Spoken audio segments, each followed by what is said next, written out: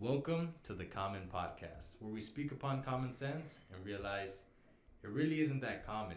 Now, today I'm super excited for two particular reasons. One, it's the official launch of the Common Podcast, which I'm so excited for the near future and the long term future. I have so many people that I plan on inviting onto the podcast, and I feel like y'all are going to benefit from it exponentially. So, secondly, I have someone very, very special with me here today.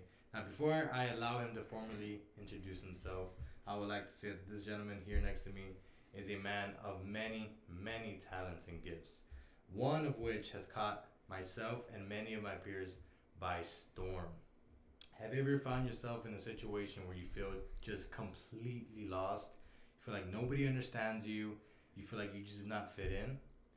Have you ever found yourself on the opposite side of that spectrum where you feel like, this person frustrates me so much. Why doesn't he understand me? Why can't he just comprehend it, right? What if I told you more oftentimes than not, it was a you problem? Ladies and gentlemen, Ben Prieto. What's going on, bro? Not much, man. I'm glad to be here. Excited. Excited that finally you're launching your podcast. So it's an honor to be here. I don't know why I'm the first person, but I'll tell you why you're the first person, bro. So first and foremost, I want to thank Ben for taking the time out of his super busy schedule. It is 2:10 a.m. Yeah. I work in literally 6 hours, by the way. So, but nothing compared to what this guy has on his plate. It's actually 3:08. 3:08. Am I wrong here? Oh yeah. It's 3:08 a.m. So, but nothing compared to what he's had in literally the past week. He's had to put together a 3-day seminar. He's preached at 2 different churches. He does counseling for individuals. So he's just been up and down all over the place. But he's leaving tomorrow morning. So I asked him, bro, I gotta fit you in this podcast. Yeah. You have to be the first one because I can speak for me personally. That this gentleman here, I can see him as one of my mentors, and I haven't told you that yet, but just in the past 2 to 3 months, he's poured so much life, so much knowledge into me that has affected me in a very positive way when it comes into my marriage, my workplace, relationships with my parents, relationships with my siblings. It literally has opened my eyes to just so many different positive possibilities. Really, in business, in spiritual life, just so many different ways. So, talk a little bit about what you do in the psychology side of things, covering the 4 temperaments. Because Ben here has so many different avenues of income. Like I mentioned before, so many talents, so many gifts. But something that just really caught people's eye around me has to do with this psychological 4 temperaments covering personalities. Cover a little bit more because I know you can describe that a little bit better than I can. So you want me to start telling him about the background of it or how I got to it? Yeah, before we do that, actually, give a little bit about who you are, where you came from, what you do. You can even go into youth pastorship, all of that stuff. And then we'll go ahead and cover how you came across all of this psychology in the 4 temperaments. All right. So, my name is Ben. I think I'm 32 years old this year. I'm going to be 33 later this year. I just turned 32. And this last September. So I'm from Houston, Texas. I'm down here in Los Fresnos with my wife. On a consulting job with a client here, which is where I met Roger, and a client is a church where Roger goes to. So I didn't always do this type of consulting where we do the psychological assessments, leadership development, just training, and then we offer follow-ups. I would say all of this started when I was 14 years old. Because I started with graphic design. So at the age of 14, somebody gave me an illegal copy of Photoshop on a DVD, and I didn't know how to use it. Took forever, and when I finally learned how to use it, I started using it to help my church. So this was like, I know YouTube's been around for a long time, but it wasn't popular. So this was like pre-Google searching being a norm and stuff. That old? Yeah, dude. So, I mean, I think if I would have known, I would have YouTubed everything and Googled everything, figured it out. But this was me literally trying to figure out the tools by myself. So looking back, I should know more than I do now, but I don't. So I started doing that, and then that's when churches still printed flyers, by the way, and then hang them up places. So I started doing it for my church, and as it started advancing our church, and I guess people started looking up to it, like, wow, y'all do flyers and stuff, then people started asking me to do stuff for them, or started hiring me. And I mean, obviously I'm a freshman in high school, and then I was in Houston, living in Houston. Then I moved to Victoria, 2 hours south of Houston, and that's when I started gaining actual clients outside of just me doing it as a volunteer at church. There was a couple restaurants, a couple high schools that needed menus or T-shirts. I started seeking out vendors. So I became kind of like a middleman. I never said no to a client. That was my thing. I never said no. I figured out some source, a vendor. If they said, hey, do you make T-shirts? Yeah, I'd find a T-shirt company and just turn around and flip it. And so that evolved into consulting in churches, helping them set up their computers, helping them set up their media. And what I never thought of offering as just a service to help other people was this what we do now. Now, my background in church leadership has been pretty extensive. So I kind of already had some information that was useful before I learned about the 4 temperaments. I already kind of did something similar, but in my own way. Mm-hmm. And so as we develop later on, I get into this business. I actually got into a business selling some services, and I had a business mentor, and she was a shark. She was a fierce cutthroat woman, and I remember when I would go to meetings with her, she would say, man, you're like a total urchin, Ben. And but she was saying it out of context. I knew nothing about it. Yeah, it's kind of like what you're doing to everybody right now. Like, yeah. What are you talking about? Shark, urchin. And so she would her husband would do something silly or hilarious, and she's like, oh my gosh, he's such a dolphin. And since I had never heard anyone speak like that, I just assumed that was like her lingo, her personal lingo, until and she's actually a dolphin shark, or shark dolphin. But until one day, I didn't want to ask because I don't want to feel stupid, right? And she says, wait, you don't know? Like, if I should know. And she says, yeah, my mentor so-and-so, he taught me all about it. And I was like, I've never heard about it. It's like, yeah, they teach it in our training conferences. And I was like, I've never heard of it. So right away, she just gave me the gist of it. And it wasn't so profound, really, but I had to look it up. And then I just realized that as I Google searched it, there was a whole world out there of this. There really is. Cause yeah. I did that too, and then like my algorithm now is just like, it's ridiculous, man. There's so many schools of thought about it. There's so many other experts that have come. It's based on the 4 temperaments, which is, it goes all the way back to Hippocrates. But since then, there's been so many people that have just revolutionized it.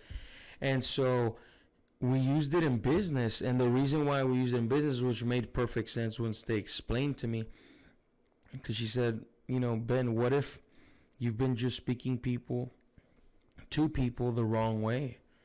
What if they don't accept what you have to say because you're not speaking in their language?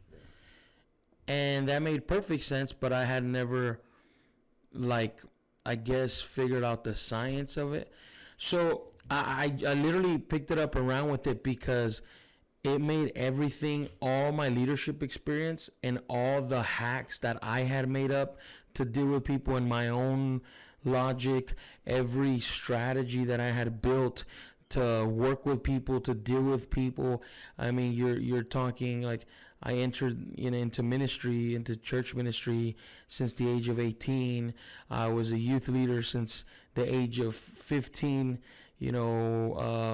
So I was pretty much, my father was a pastor since before I was born.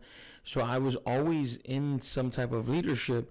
I was in a leadership capacity in a regional area of East Texas for about 10 years, helping oversee approximately 20 different youth groups in different churches. And so I already had the experience that I had worked hard for years to figure out. But then all of a sudden, this information just put all of that in a nutshell. Yeah, like you brought it full circle. And not even full circle. It was more like what I spent years to work and figure out, what just made perfect sense in a matter of minutes in a conversation. Yeah. Now I just needed to perfect it and know more about it. And so I remember maybe like a year later, possibly, me being inside of a leadership meeting. There was about maybe 20 leaders, and I'm standing in front of them, and so I'm pitching this because it was being introduced to the team. They're like, hey guys, we're gonna introduce this guy Ben. He's gonna do this cool thing, or he's gonna label you guys. Like, this guy was saying it all the wrong way, right? He already said what I am. He's gonna tell you what you are, and obviously the person was a shark, right? But he was expressing it the wrong way, but obviously he was excited of what it was. And so I get up there, and there was a majority sharks in the room. So I did just that. I said, I'm going to tell you what you are, and I labeled them, boom, boom, boom, boom, boom. And I said, it's not going to make sense, but when I describe them what you are, you tell me if I'm lying or not. And everyone freaked. And to my surprise, my mentor was there. And she was like, Ben, I didn't know you continue learning this stuff. It's like, you should totally teach one of our trainings, man. So it hit me because I was like, yeah, I didn't realize. I did surpass the knowledge my mentor had. I did surpass the knowledge of what they handed me. Yeah. I mean, they gave me a taste of it, and then I just ran with it. It just grew literally overnight. The passion for it, and a lot of what allowed it to grow was the fact that with my you can say, I guess, knowledge of the Bible or theological background, ministerial background, I was not only able to just understand it in a psychological basis, but able to apply it biblically. I mean, when I use it for teenagers, we apply it with superheroes. We do obviously the one of sea animals, and so it literally works anywhere.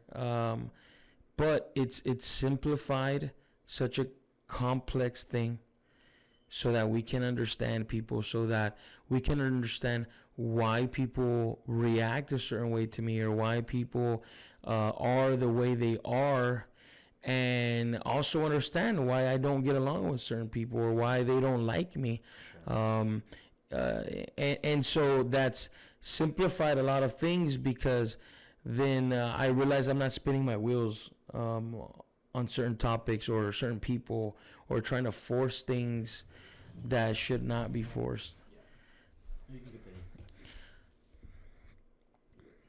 So so yeah, so Going back to, you said you took it and you ran with it. I see it. I don't know if you've reflected back on your life and you've seen it, but you tend to do that a lot. You're introduced to something and you take it further, kind of like your graphic designing. You correct. talked about, to me personally, about taking PowerPoint and the church slideshows and turning it into actual, like, um, you kind of what is it? How do you say it? Pioneered that in your district, where you took just regular Microsoft PowerPoint, I believe you said, Yeah. and you pioneered that. You took this, you ran with it. Graphics designing, you ran with it. Um, would you say that's embedded in you? Like, were you just like, Yeah, in the sense where, well, to kind of explain what you, so everyone can understand about the PowerPoint, it was back when, again, when people printed physical flyers, and so PowerPoint was something only people used in office jobs, or, I mean, they would teach it to you in school, but no one really used it, and so whenever a pastor or a preacher showed up and they had a PowerPoint, that was like legit. Like wow, this guy is like a computer genius, you know. So as I was growing up, obviously I wasn't a preacher then, but my father was, and he traveled a lot, and so I accustomed myself that everywhere that he traveled with a thumb drive, and the thumb drive was already ready to go with his PowerPoint, notes, graphics, scriptures, and it was literally just plug and play for whatever church he traveled to. yeah, So it really made him look pretty legit. In a time where even when people started using PowerPoint, it was super basic. So yeah, in my area, my dad always stood out as a preacher. So back to your question, do I take things and run with them? Yes, in the sense that I don't like to waste my time with things that are not going to be beneficial. And I know a lot of the stuff that I do, maybe there's someone listening that does it as a hobby and, you know, probably knows a little bit of what I'm talking about, has dabbled. I mean, the four temperaments is not a big secret.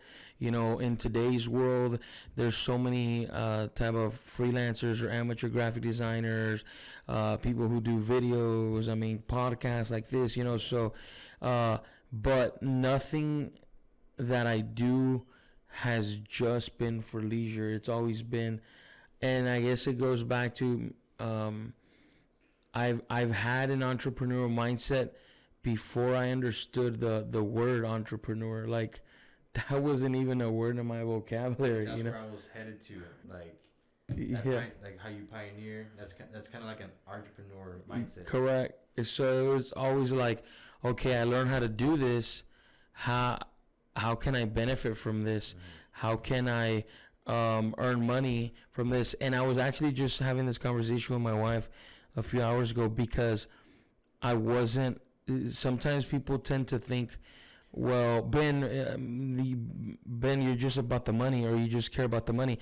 But in actuality, I struggled with that in my early years, because I would get so passionate and so excited about things that I wouldn't even think about charging or billing a client, or I wouldn't even see them as a client. It was just literally a friend who needed something, and I would, you know, bust my butt for hours and days and weeks at a time, and be just excited with the fact that they enjoy the product. Yeah. You know, even in graphic design, even when I started doing that, and that's a shark mindset, right? yeah, absolutely. I had to nurture that, because I wasn't basically getting paid for any of it, but I didn't mind. Because you saw the effect, right? Correct. And so eventually I was like, I came to realize I don't like a 9 to 5 job, you know. And if you don't like a 9 to 5 job, you got to figure something out. You know, you have to gain some skills and do something. And that's what's brought me to where I'm at now, and I'm very thankful. I thank God that it's worked, because I mean, I at this current moment, my wife and I, we've been married. It's gonna be 4 years this March, and we are entrepreneurs. Basically, she still has a 9 to 5. She's a trainer at a bank, so she also teaches the 4 temperaments at a corporate level, from the executive staff all the way down, any new hires, stuff like that. She works at a credit union, and so myself, I am medical interpreter. So I'm a contracted medical interpreter, but I get to do it from home. So the cool thing about that is I don't have any set schedule. I get to kind of just log in whenever I can. So that allows me the ability to travel, and a few other businesses that we have. So we have a photography business, photography and video, graphic design, the consulting business dealing with the 4 temperaments, that would involve leadership, that would involve also like multimedia for clients. We have a catering business, we have a dessert business, a meal prep business. Like I told you, we do the essential services, which, I'm not always so much active in that, just because of the residual income that it's built. But I mean, I'll do it from time to time, and but it's through the business mentors that I've had that we're able to nurture something that was already there, and understand the importance of multiple streams of income. And I mean, I guess when you are stuck in a 9 to 5 mentality, it sounds like too good to be true, or it sounds kind of fake when you hear people talk about multiple streams of income. And don't get me wrong, I'm far from where I want to be or I should be, but I always used to hear my business mentors just talk about not so much about the money part, but just freedom of time, like having freedom in time. And I think, honestly, if I didn't have that and I was stuck at a 9 to 5 job, I wouldn't be doing this podcast right now, at 3 a.m. Yeah. But even when it comes to money too, you talked to me about personally about how important it is to have multiple streams of income, because for me, I'm a manager, GM at Dairy Queen. If for whatever reason they decide to cut me right now, I wake up tomorrow, I don't have a job. I have a house to pay. I have a car to pay. You know what I mean? All this stuff. Now I'm stuck in a situation where, because in reality, this business doesn't actually need me. Correct. Right. I mean, you're just a number. Exactly. So now I'm stuck in a situation where I have to go find another 9 to 5. Exactly. And right now, like, the job market sucks. So it's. Really, the question I always ask people in business whenever we do these trainings, or we're just in business, when we use these 4 temperaments, first of all, to kind of give some examples, we'll train on mindset, changing your perspective on how you see and understand business. We train on recruitment. We'll train in different areas of that, leadership development, but also the importance of multiple streams, because the question should always be, what will happen if I do lose my job? Like tomorrow, like you said, something happens. What happens with my mortgage? What happens with my car payments? How long can I afford to stay afloat? How long do I have to find a new job? Thing is, everyone that's looked for a job understands it's a long process. It's kind of a fairy tale that you jump from one job to another. I mean, so however long that process takes, can you maintain your lifestyle during that time? And I mean, the truth is, even when you have like a crap 9 to 5 job, you're still already possibly living a higher lifestyle than you should. So you're already pushing your boundaries.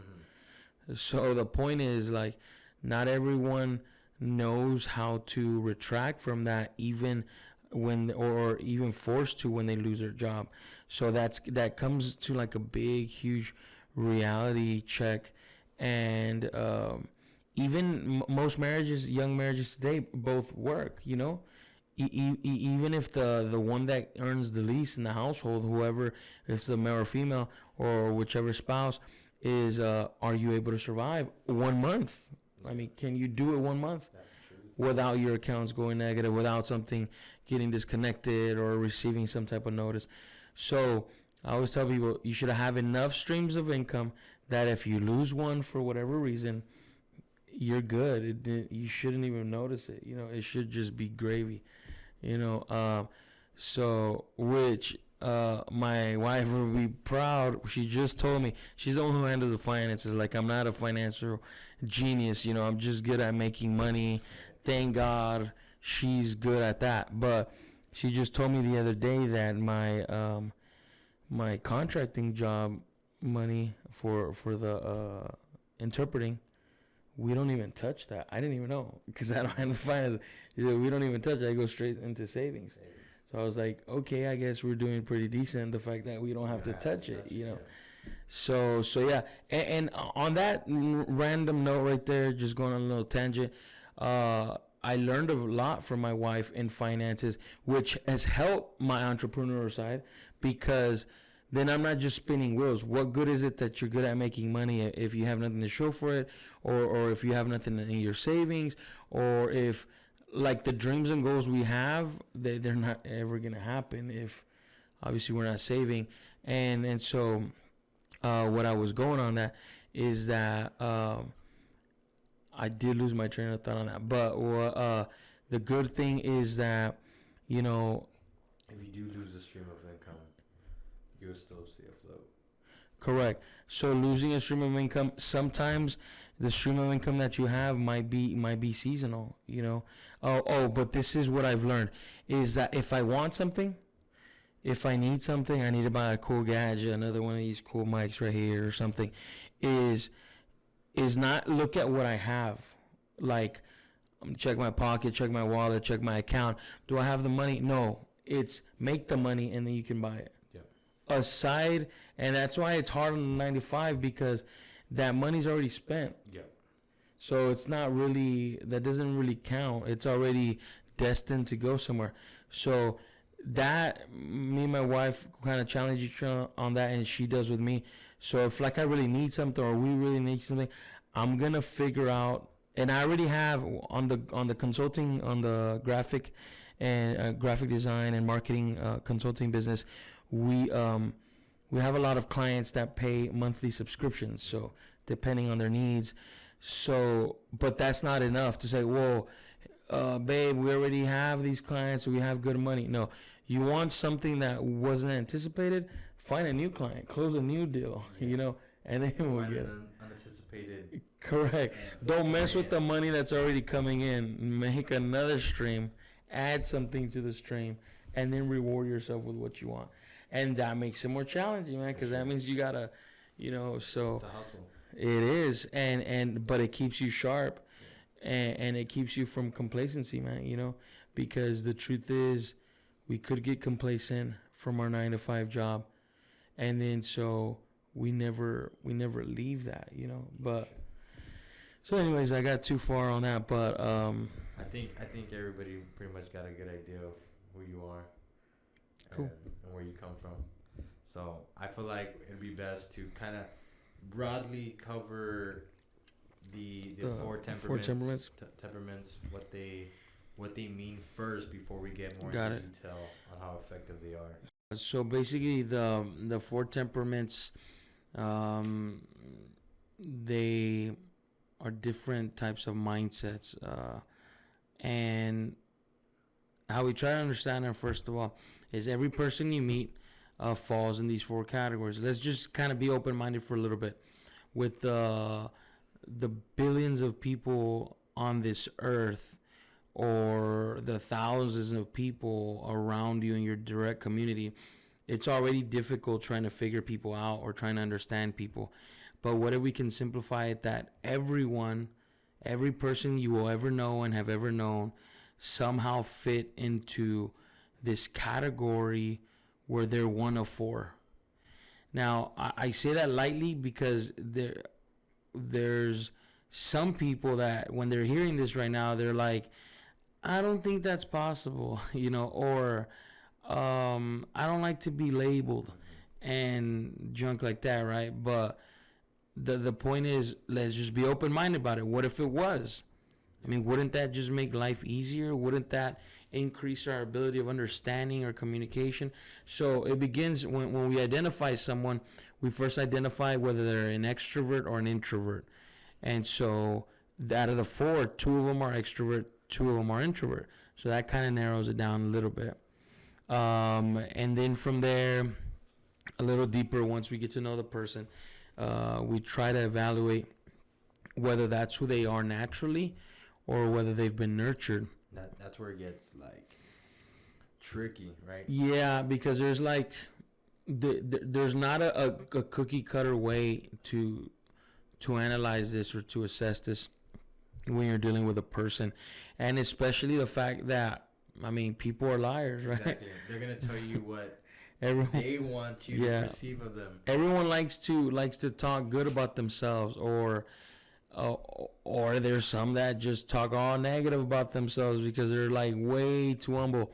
So we have to try to, the best way to explain is we somewhat have to discern, but by using little itty bitty factors here and there that are like evidence, like actual evidence of the person's life, into where we determine, is the way you are, is it natural, like that's how you've naturally been, or somehow was it manipulated or changed or evolved, or did you transition somewhere based on mentorship, based on the way you were raised, based on the neighborhood you lived in, based on the school you were in, trauma, so many things. Was it the demands of your job? Was it the demands of your relationship or friendships or your marriage? Was it the demands of just any influential factor around you? Because we tend to be, not everyone might do that, but we tend to, we're humans, we adapt and evolve as we see fit to fit certain cultures, whether it's in a workplace, whether it's in our home, whether it's with friendships. So all of that, those are tweaks. That's what makes every person unique. So when we're talking about this, don't misunderstand that because there's four categories and that means there's only four types of people and everyone's those four types. No, we're saying that those are the root temperaments, the root ways of thinking, but every single person is absolutely unique. There's no duplicate. But we use these factors to try to assess their language. So after we assess, again, introvert, extrovert, and then nature versus nurture, then we evaluate the refinement level, refined versus unrefined. And refinement refers to maturity, experience, not just experience, because I believe experience is a neutral term. Experience can be good or bad. Health, right? Correct. So experience would be more on effectiveness, like execution of success, or execution of a result-driven, a positive result-driven environment. So when we evaluate that, and you'll just see, we can have two sharks, and we'll get to the names. We'll get to the description of them, but we can have two sharks and work at the same job, but their refinement level is different. So the refinement level is the intensity of their maturity, the intensity of their experience, and their execution. So I can be, with time, refinement comes with time, but it's both with time and with choice of adapting, choice of learning, choice of becoming better, choice of just opening up your eyes to new ways to evolve. But with that example right there, so a refined shark, you'll go into the description right now, but we know that, you and I know that they're aggressive. They're prone to confront right away. A refined shark, would you say, would know more when and where? Correct. So to describe the shark, like Roger's mentioning, a shark is like full blown aggression, testosterone driven, is a go getter, is results driven, doesn't care about hurting people's feelings, is just gonna get to the task and finish it. Doesn't need a lot of friends, is self motivated. It appeals to what he wears, what he dresses, what he drives, even what he eats when he orders it. He's at a restaurant, has to display power. It's not always for the viewer, but it's for himself. So it's safe to say he's a very egocentric person. But yes, with refinement, so if we kind of substitute that word refinement with maturity, that shark, which in the four temperaments is a choleric, in case you're googling it right now, right? The choleric is knows when and where, has refined their wisdom, has learned how to knows not to act up. Like, let's say they get angry, they would know, okay, I'm gonna wait till we get into the car to have a conversation about this, correct, rather than blow things up. So knows how to control their temperament, knows how to control their actions. Maybe has learned how to a really refined shark or choleric has learned to give off another vibe and not display his emotions, because that is a temperament that easily displays their emotions, is very, very easily to anger. So refinement, like, that's why I mentioned it's also a choice, because your environment can demand that you refine and you can still choose not to. So sharks tend to be entrepreneurs, or they're natural born leaders. So the smart ones are going to find themselves adapting, because let's say we're focusing on the business side. If you don't adapt, you're leaving money on the table. Yep. You're losing out on financial opportunities. You're losing out on business opportunities. So therefore, I must adapt. But it makes them great leaders too, because they're going to be the ones who drive a team into success. Innovate. Yeah. They're definitely innovators. But on the same flip side, they can drive a team into a disastrous depression and just make everyone repelled and never want to work with that person ever again. That's the unrefinement. Right? Correct, and that definitely would be an unrefined shark that has not understood the benefits of making a choice to refine. Because one of the pros of a shark would be that they're good at adapting. That would be a refined correct asset of a shark. Because they're innovative, because they're go-getters, and they have that winner mentality. Like, I have to be a winner. Like losing is not a choice. Yeah. So they're gonna do whatever it takes. So for sharks, they're naturally the type that the ends justifies the means, and that concept right there is tricky, because that's what turns off a lot of people, obviously, that are not sharks. Mm-hmm. Now it sounds ugly, right? If you're kind of getting already offended at just the notion, you're probably a whale, right? But it's there. There's its times where it fits and it's necessary. This type of person that we just described, they're all around you. You already know them. It's probably your mom, your dad, your brother, your sister, your spouse, your coworker, your boss.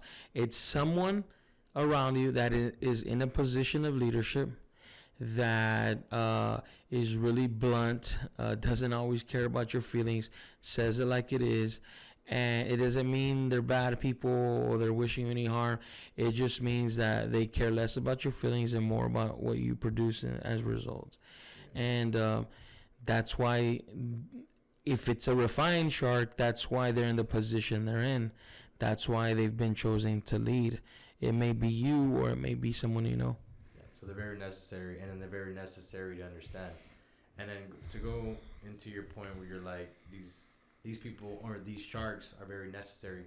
All four are very capable Correct. Of great things.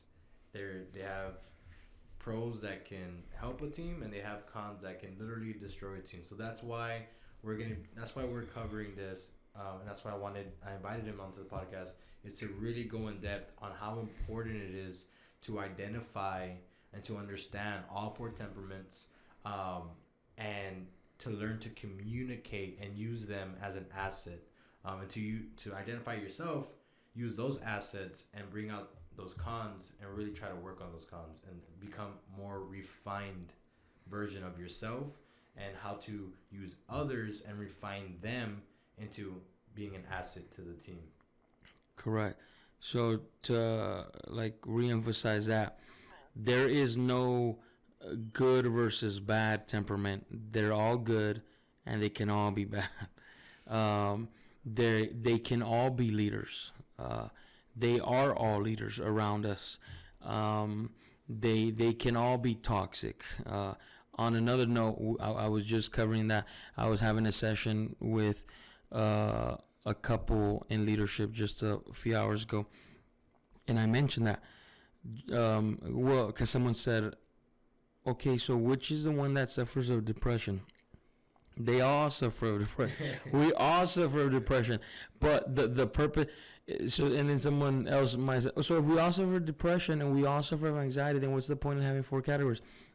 No, it's because we all suffer of depression, but for different motives, and based on that temperament, that defines the motive.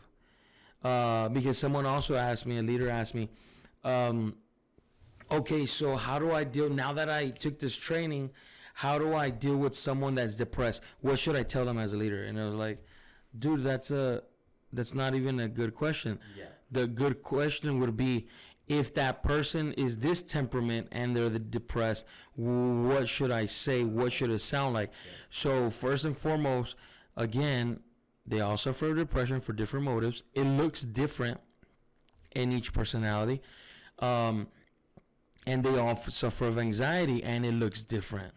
So we can't cookie cutter. Because this deals with mental health, we can't cookie cutter it, because it looks so different in every person.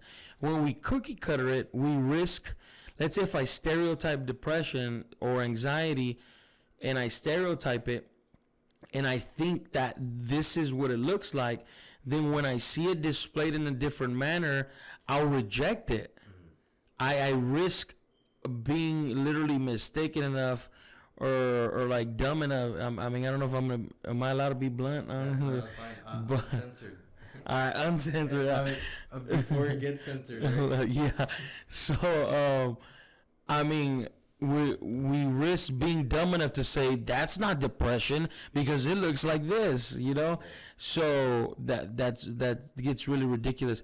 So we might communicate ourselves in an incorrect way with someone, or we might label someone the wrong way, or just completely check them off as to they're faking, they're lying, and really it's my ignorance of knowing that just because I suffered of depression and looked this way, or just because I knew someone very close that suffered of depression or anxiety and it looked this way, then it has to look. So I'm very, very, very, very against cookie cuttering stuff. And I'll repeat it from time to time. Cookie cuttering, that's why these 4 temperaments are similar. Sometimes I'll get someone, and who knows, maybe unfortunately whoever's gonna watch this podcast that doesn't know me this way might say, I've never heard Ben talk like that, or I've never seen him react like that. But because I'm not the same person with everybody. I'm not the same person with each of my friends, even so. I don't like to cookie cutter. I believe, in my humble opinion, a weak-minded person believes that cookie cuttering is being sincere or humble or fair. Yeah. But I really believe that cookie cuttering friendships or relationships is a bunch of junk, like fake. For sure. Because I want to develop a personal relationship with each and every person. I want to get to know them individually with each and every person. And I don't ever want them to be offended that how I treat them, that's how I treat everybody else.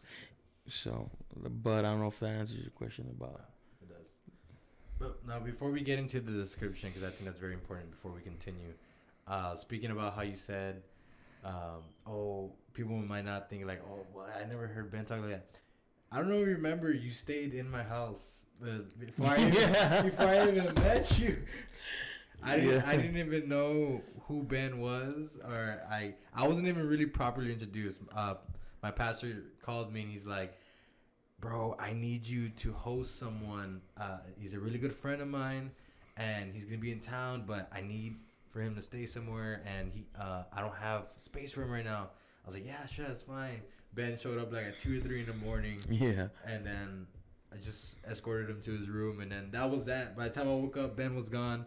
And then it wasn't until like a couple months later that he came back and then gave this teaching to us that I was really introduced. And I was like, what? This guy stayed in my house? Like, Yeah.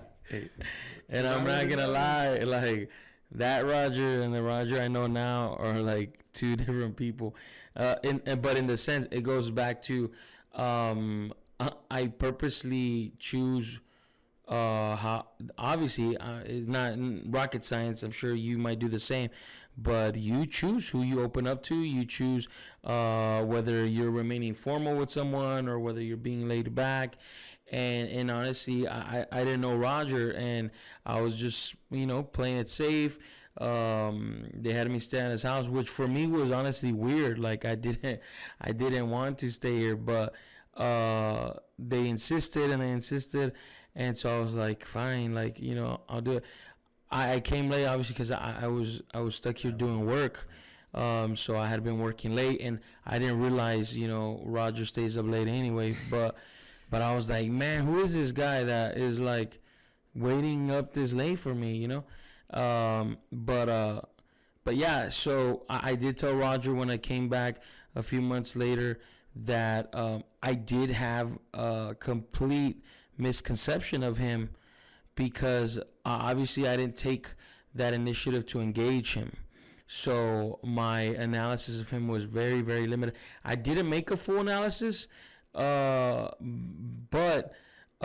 if I had to, it would have been wrong anyway, just because I didn't bother getting to know him. Yeah. Basically, I thought I was like a whale at first, right? Or introvert. Yeah. So I assume he was very introverted, but I mean he is half introvert, but yeah, I didn't see the shark side like at all. Yeah, but we weren't placed in a position for it to be shown anyway. So, yeah.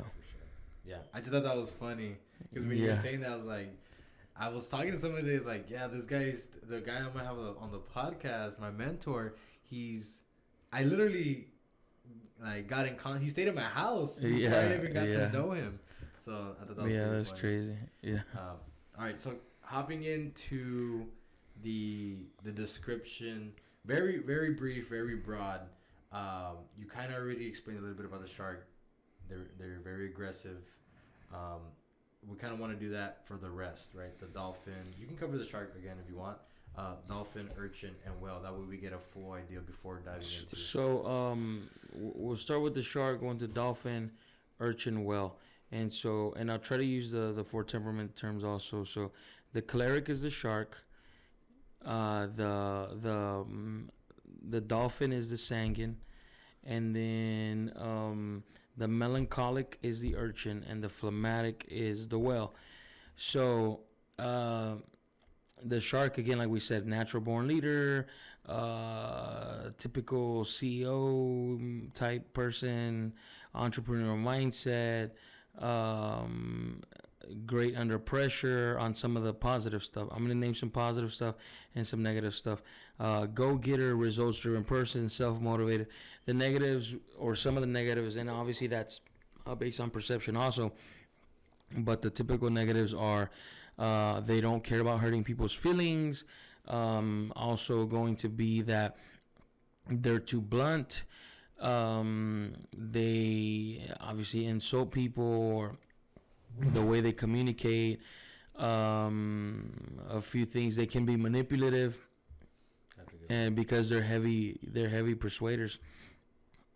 Off the top of my head, I'm trying to think of other weaknesses, but I mean, I'm a shark, so it's kind of like insulting myself. All good. Yeah. I noticed you had like 20 positives. I know. Like 5 My wife always has to tell me that when we're doing a training session, because I'll like trash the dolphins and then I'll and forget the whales. yeah, and I'll forget the whales. I'll trash the dolphin, and then I'll speak very highly of the urchin and the shark because I'm a shark urchin.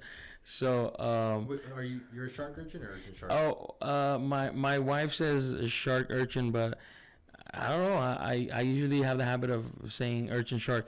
To kind of explain that what Roger's asking is one of them is your primary and one of it is your secondary. To clarify, for someone to not do this common mistake when they're listening to the descriptions, someone listens to us and they're like, "I'm all for," technically, yes, we can test across the board on all four, the majority of us. But there's a primary. The question is, even when I start mentioning all four and you're going to start picking up on attributes like, oh, I do that, that must mean I'm this. Yep. No, it's which one are you the most? Are you more shark than you are this, and et cetera, et cetera. So the reason my wife says shark, that I'm primary shark, is because the way we evaluate is, do you have more strengths and more weaknesses on this profile or on this one? So I would say I do have more strengths and weaknesses on the shark side. Okay. On the urchin side, I see the strengths. I also see the weaknesses, but my shark weaknesses are greater than my urchin weaknesses. Gotcha. Even though I see weaknesses on both. So my sharkness tends to stand out ahead of my urchinness. So going back to that, now we're jumping to the dolphin. The dolphin is like that party person, like that fun, just like fun. It has to be like excited, lit type of mentality, like, and they don't like to be bored. All of a sudden, if it gets boring, they're done. And they're very talkative. They're center of attention. They're just like the person you want to party with, basically. The person that you want at your party. They're always, when it comes to their clothing, which we should mention that on the shark too. The shark, like we said, we did mention it. Whatever they wear, whatever they dress, whatever they drive, whatever they eat, it displays power. Because and they're an extrovert. Yes, the extrovert is also the dolphin, but the dolphin, whatever they wear, it displays their emotions. Mm-hmm. They're the type that are gonna wear those loud colors, like why did you pick that? Like, as a matter of fact, Pastor Steven just got some new shoes, which you should check out pretty soon. I guess there's some Adidas, and they're like bright candy red, and then they have leopard print. And I was like, dolphin shoes.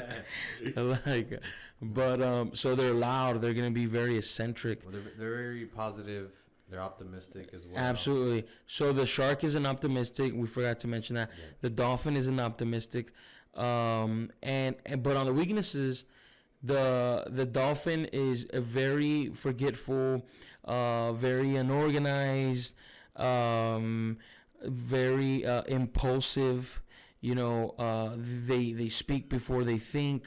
The same things that. Back to the good side, they're promoters. They're very convincing. They're that friend that they convinced you to sign up for something, and then you regretted it because they just promoted the heck out of it. Yeah. So the same thing that attracts people to them, which is their like friendly vibe, talkative vibe, is also the same thing that turns people off. Yeah. So and sometimes dolphins tend to be that friend that overstays their welcome, so they give really, really, really strong first impressions, but then they tend to overstay their welcome beyond that impression, and then it just pisses people off. So that's kind of like a weakness there. But also, so now we jump to the Urchin. Before you go to the Dolphin, are usually going to be the ones that are going to tell you their whole life story within the first 10 minutes of the conversation. Without you even asking, you can ask, Correct. How was your day? Well, back when I was 5 years old. They tend, even if they're not Christian, they tend to give you their testimony. Basically. Their whole life story. And, you know, it just sounds like an intro to a rap, you know, like some type of rap. Like you're expecting the beat to drop, you know, while they're talking. But yeah, they'll do that, and they don't catch social cues, understanding that like someone's just staring at them, giving them like, I don't care, look. Yeah. And they sidestep when somebody's trying to leave. Correct, like that little wiggle, follow you, that little waddle, you know, like, yeah.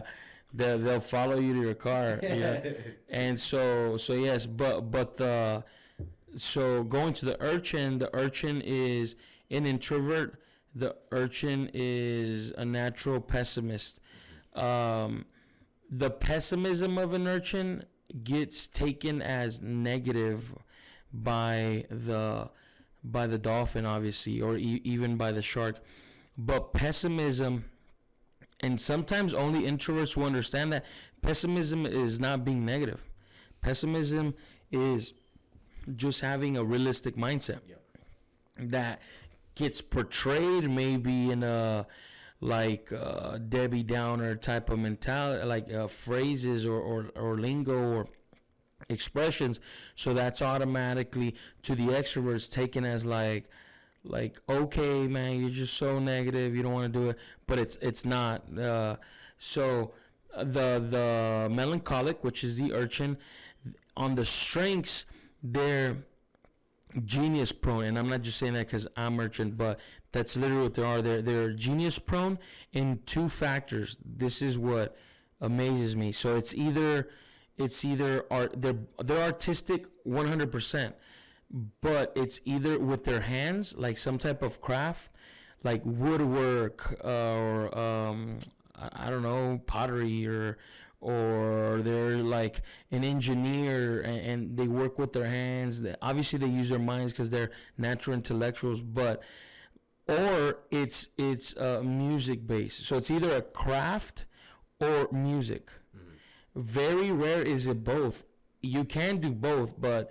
And the reason this art happens, and someone again might be saying, well, that's not true because I'm a shark and I'm artistic, or I'm a dolphin and I play the guitar, or, you know, I built a new shelf last month.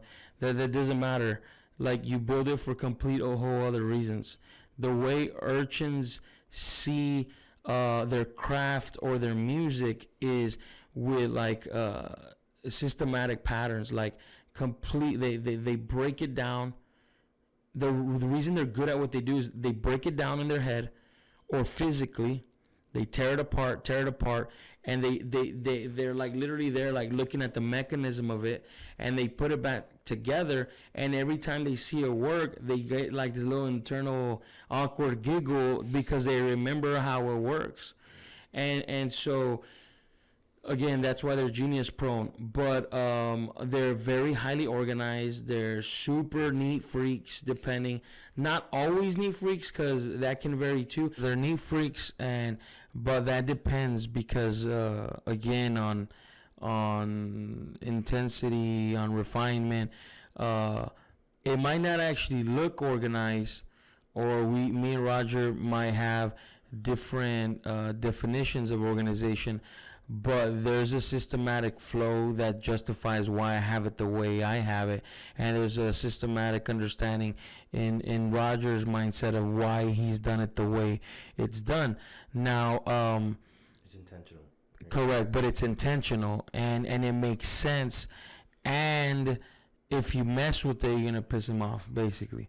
Yeah. So until he learns a better way to do it, he won't change it, because we're assuming that that's the best way he knows, and he's proud of that way, and he won't change it until someone just comes and schools him and shows him a better way. and because he values that systematic nature, that like that organization, that like that rhythm of things, then he'll embrace it. So so yeah, basically they're a little on the nerdy side, really. On continue. Yeah, you can continue. On the negative side, on the weaknesses, in Urchin. Before you go over the weaknesses, the urchins, just to clarify, have the highest capacity to be the smartest. Would you say, like, not that they are the smartest, but They have the highest natural capacity to be the smartest, but so no one misunderstands. Can a shark be smarter than an urchin? Absolutely, because of background, because of knowledge, exposure, because of definitely refinement. So many factors. Anyone can be smarter than anyone, but the point is the natural, like that natural foundation for information, or for a yearn of studious information, is in the melancholic, which is the urchin, because they're hyper analytical beings. So while others have to learn to be hyper analytical beings, for many reasons, for survival, which would be the sharks, for entertainment, which would be the dolphins, uh, or the urchins simply do it just because they need to know information, simply because they need to understand how and why it works that way. They always want to know the why of things, so they're not content with just being given answers. They need to understand why, by literally by their own hands, by their own eyes, by their own ears. So on the weaknesses of an urchin, they and they sound kind of harsh, but it goes back into that pessimism. They can be very bitter. They hold grudges for sure. They tend to always bring up like old problems. The reason why is because they're hyper analytical, and they have a really good memory. So like they've literally been going through it for like a long time, and they have a very clear, vibrant memory. So imagine if you could remember every detail of what someone did to hurt you. Of course, you'd continue bringing it up because it's fresh in your mind. However, if you are a forgetful person that is just fun loving, dolphin, just fun, you can't even hold grudges even if you wanted to, because you don't remember the details. You're a automatic, optimist, and you're already looking at the bright side. Versus, what if you were a realistic pessimist that happens to remember every single detail that was said to you, and it's like, literally when they say it's as if it was just yesterday. Well, that's a fact for an urchin. It is as if it was just yesterday every single day. So that's why he can actually be a little more pessimistic or bitter. So they hold grudges, and they tend to be vengeful.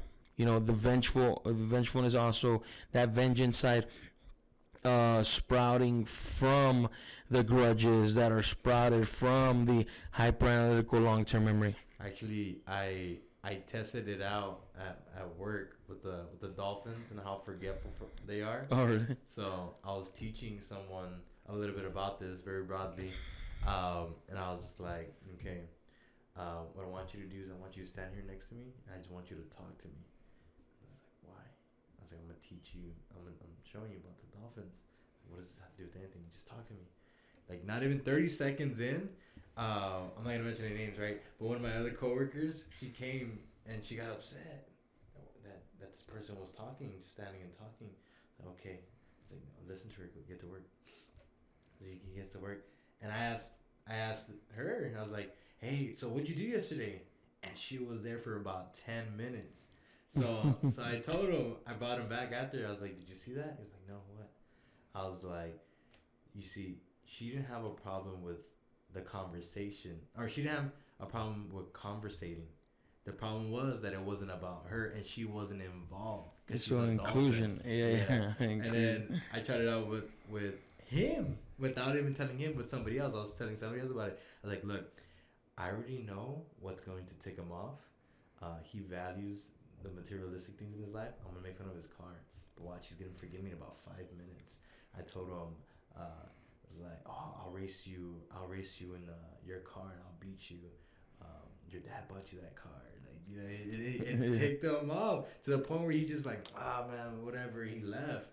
And then 5 minutes later, he came back like, hey, bro, so we going to the gym later?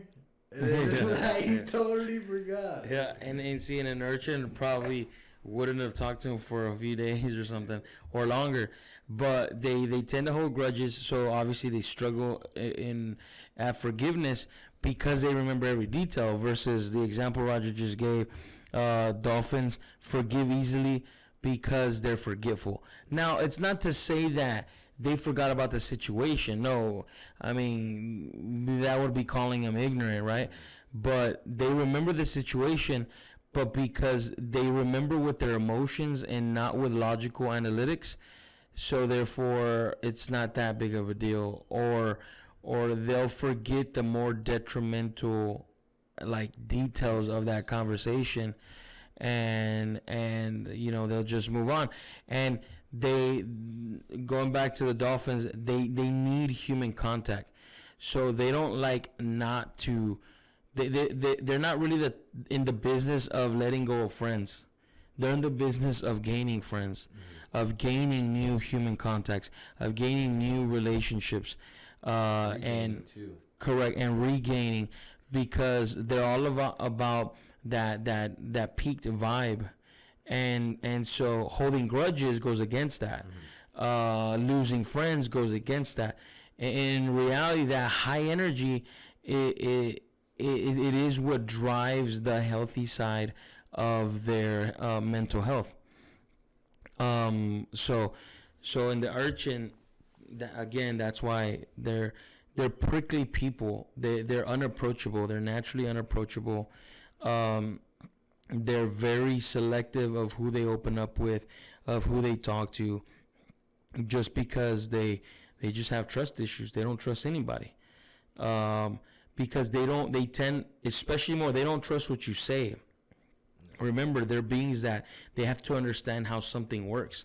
So they're always trying to figure out how you function, why you say what you say, why you do what you do. And when they figure that out, they really don't care what you say. Their focus always more on your actions. And they will figure you out.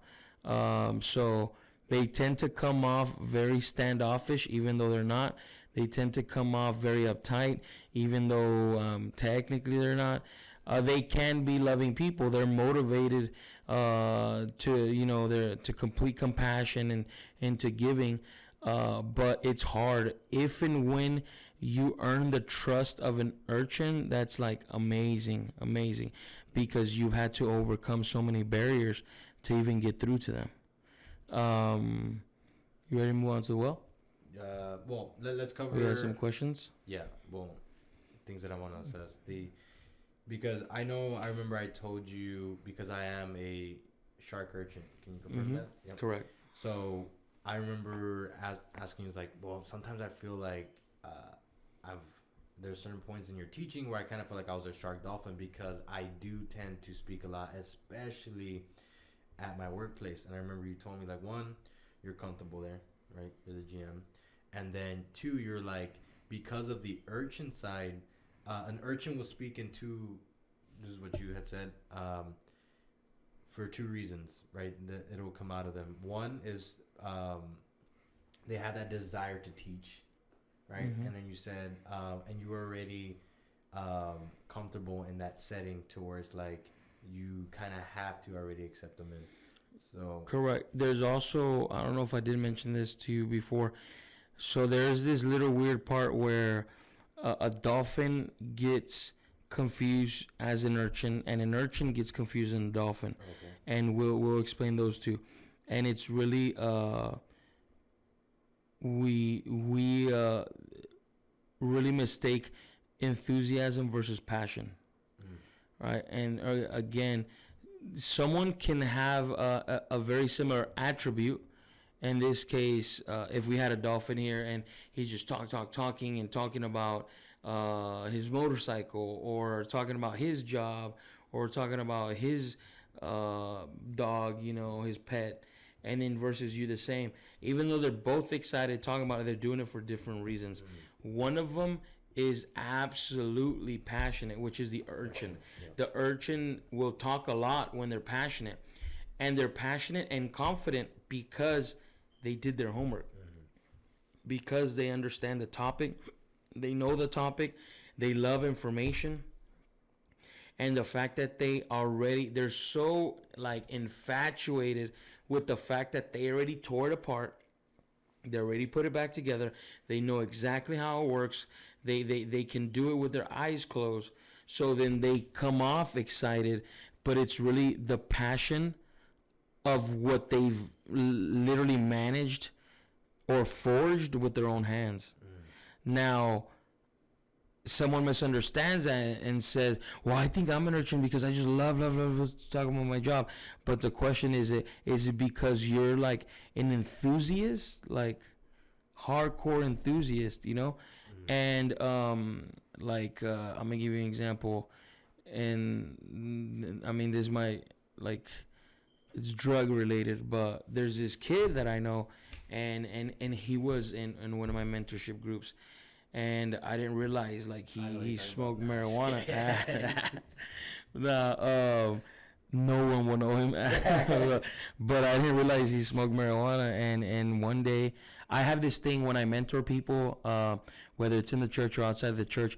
I have this rule that I have this rule that I usually tell them: there's nothing you can tell me that is gonna shock me, or there's nothing you can literally throw at me that I'm gonna be like, oh, I can't talk to you no more. So I tend to enforce that rule, that mentorship rule, by not giving stupid reactions when someone says something, drops a bomb, and I'm like, not that awkward.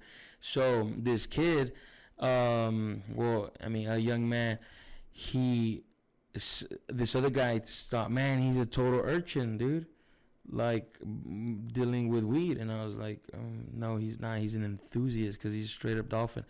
But he knew everything about marijuana. If the best way I can describe it, because I don't know jack about it, but if they were species, man, he knew their names and the attributes, and this one's for this and this one's for that, and this one's from over here, and they did this to it and they did that to it. He was like a scientist, bro. But it was that he's an enthusiast. Yeah.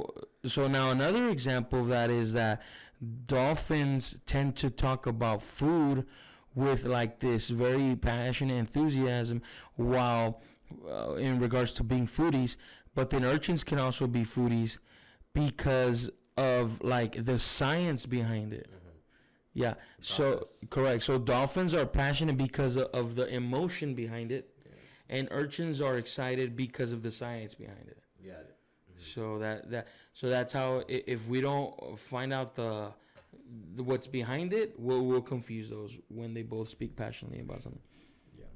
And I know you've also mentioned that urchins also like to flex their knowledge, especially when they speak. Would you consider that something bad or good, or something that can be it can be either or? And I did miss that one, that urchins are very prideful. They're extremely prideful.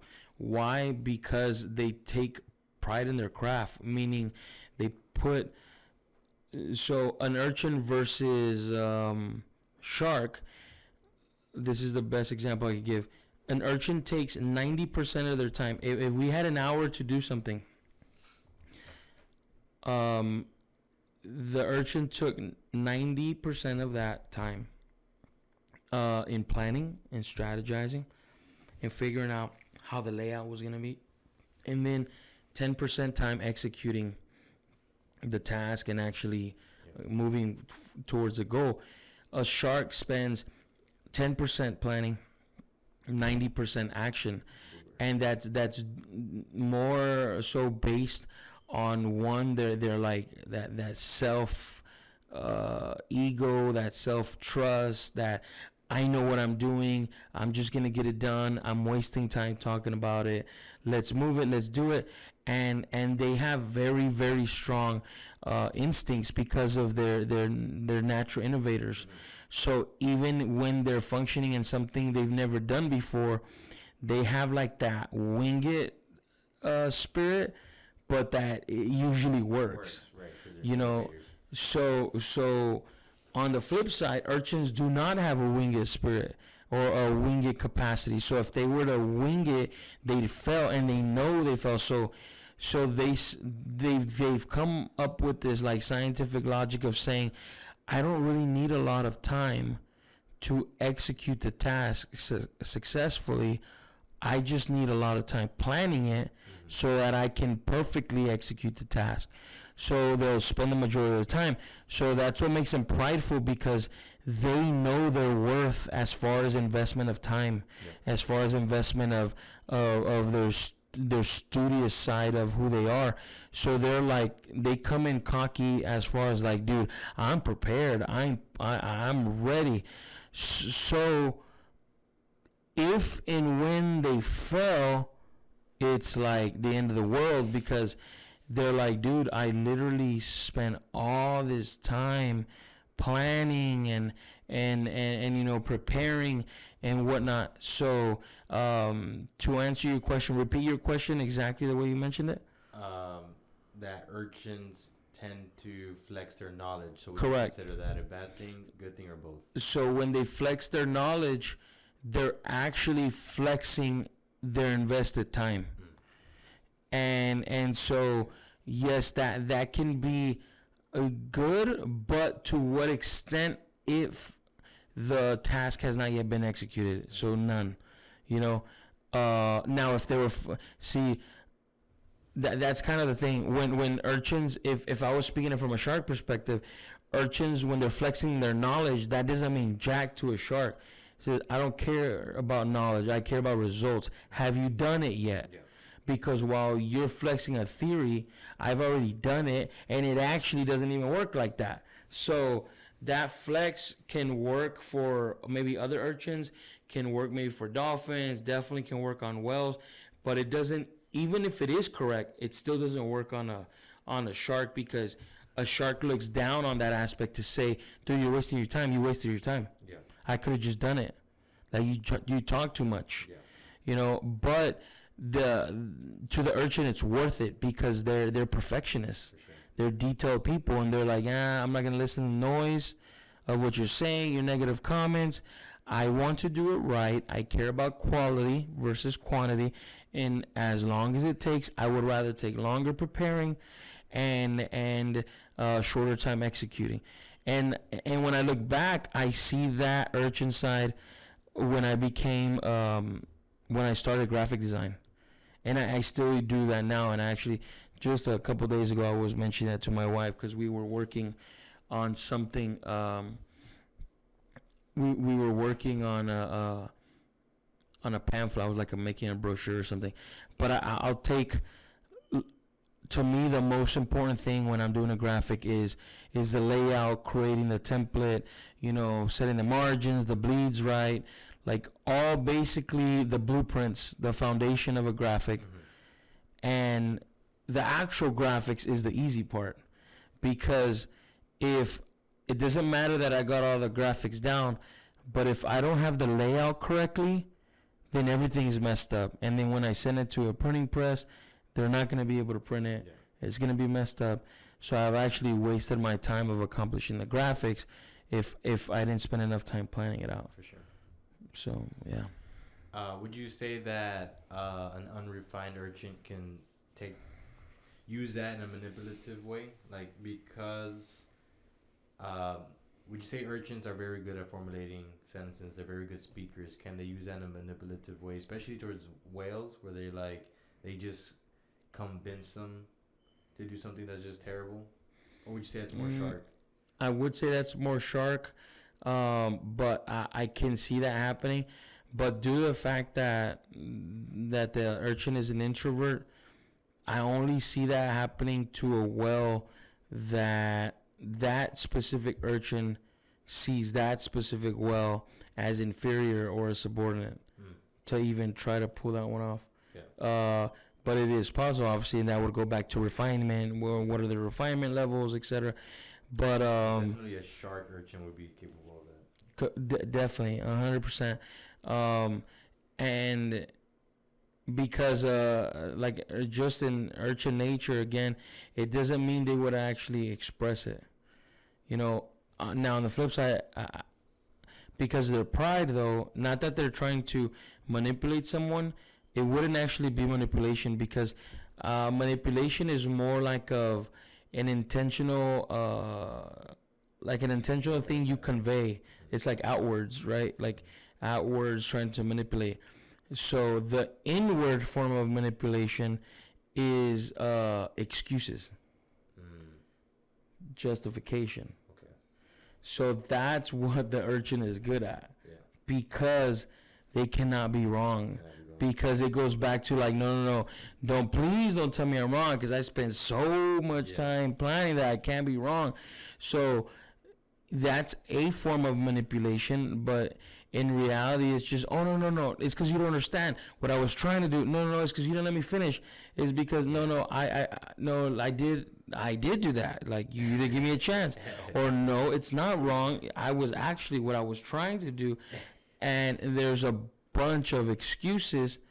So technically that's a form of inward manipulation, auto justification, because and it's not really for you, it's for them. That's why I say inward manipulation, because they're trying to justify for the benefit of their mental health that they're just not a total failure in whatever they did. And the urchins, they often are, or do they often are? Because I know they're often perceived as procrastinators because of sharks. I mean not because of sharks. To a shark. Yes. Yeah. But would you say that they do procrastinate? Like they can when they're unrefined. 100%. But yeah, they can come off as procrastinators, but they'll come off as,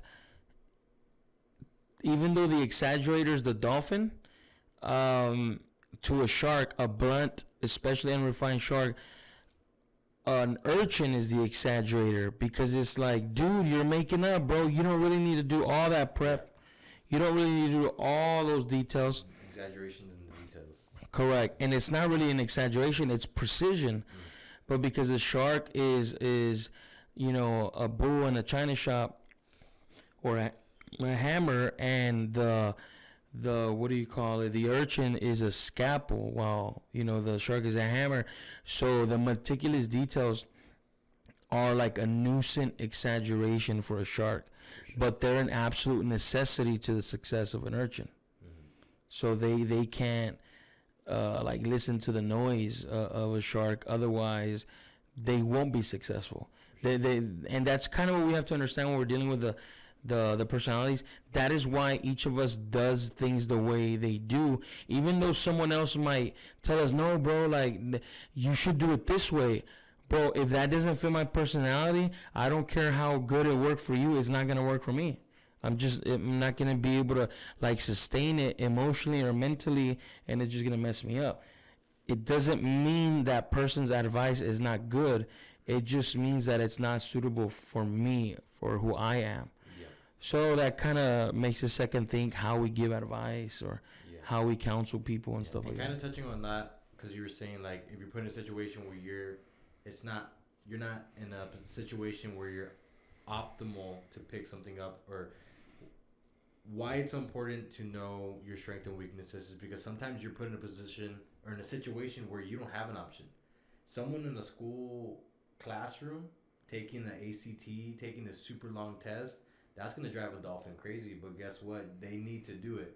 So Correct. Understanding that and then coming to terms with that, like, hey, like, I'm going to need to refine myself.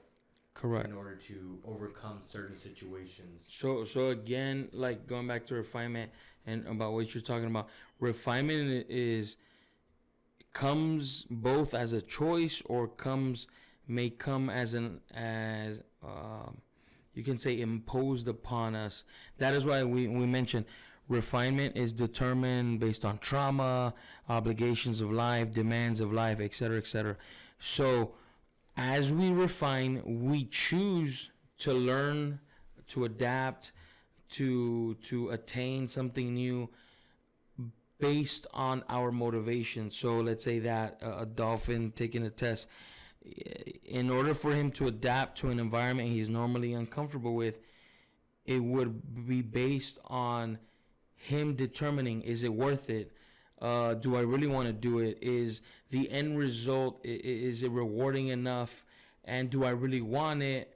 And is it worth me having to manipulate my nature, or having to subject myself to something that I cannot stand? And if the answer is yes, he'll adapt. Yeah. And that applies to all the personalities. That in the simplest way is stepping out of your comfort zone, essentially. Yeah. But in order to step out of your comfort zone, it has to make sense to you. Mm-hmm. You know, it doesn't have to make sense to other people, but it has to make sense to you. Otherwise, you're not going to do it. For sure. But real quick, can I take a resume? Yeah. All right. Okay, now we're about to get on the whale. We can't All forget right. the whale. So, yes, we always tend to forget the whale. The whale is the phlegmatic, to go straight into their strengths. They are just loving people, peacekeepers. They tend to stay neutral sometimes. They're introverts. They're also pessimistic. They are the type of personality like, oh, why can't we just all get along? Or, we might be speaking too bluntly and kind of feel uncomfortable. And they're just really giving people, they're listeners too. So in leadership, we tend to refer to them as healers. They're not healers by their hands. They're healers by their ears, by listening to people. Sometimes you might agree, when we say, I don't need your advice, I just need you to listen to me. So that's the whale. The whale is the one that fits that. They're great listeners, and they don't realize how healing that can actually be. So on the flip side, when it comes to their weaknesses, they don't know how to say no. That would be like the main one. Their weaknesses would also be they're forgetful. On back to the strengths, they're very faithful. They're very constant, which in leadership training we do mention that consistency is a neutral attribute. Consistency can be both good and bad. Faithfulness or fidelity can also be good and bad, even though stereotypically we attribute it to something positive. We attribute it to loyalty. Give the analogy on the train. So for the whales, we use the train scenario where let's say I was to be complimenting you, man, you're so constant, you're so faithful. And yes, they are. They make great members of your team because of their fidelity, because of their consistency. And so they're like that plateau, but it's kind of like a good plateau, so it seems. But that consistency is equivalent. That's why it can be either negative or positive, depending on the environment they're in. Because if a well were a train, it's a train stuck on a railroad track, and then there's all of a sudden there's a bus in front of them, and they're so faithful to the track that they're going to hit that bus. They're not going to be able to divert from it. They're going to hit it.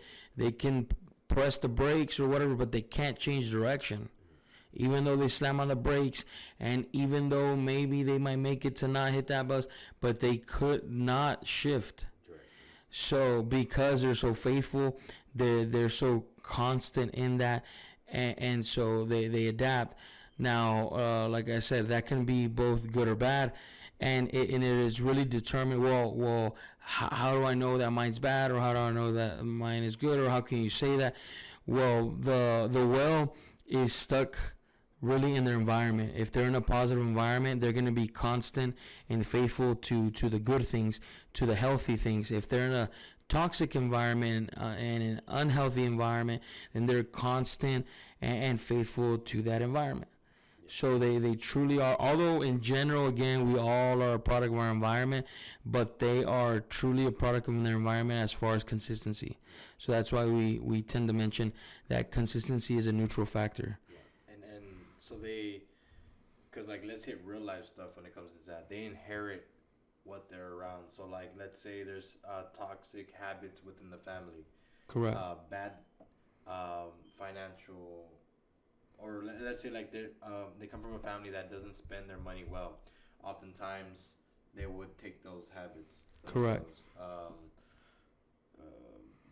Their parents didn't spend time with their kids, or just Correct. little habits that they've been around. It kind of becomes norm to them. Correct. And they're really sponges of their environment, and that's what they are.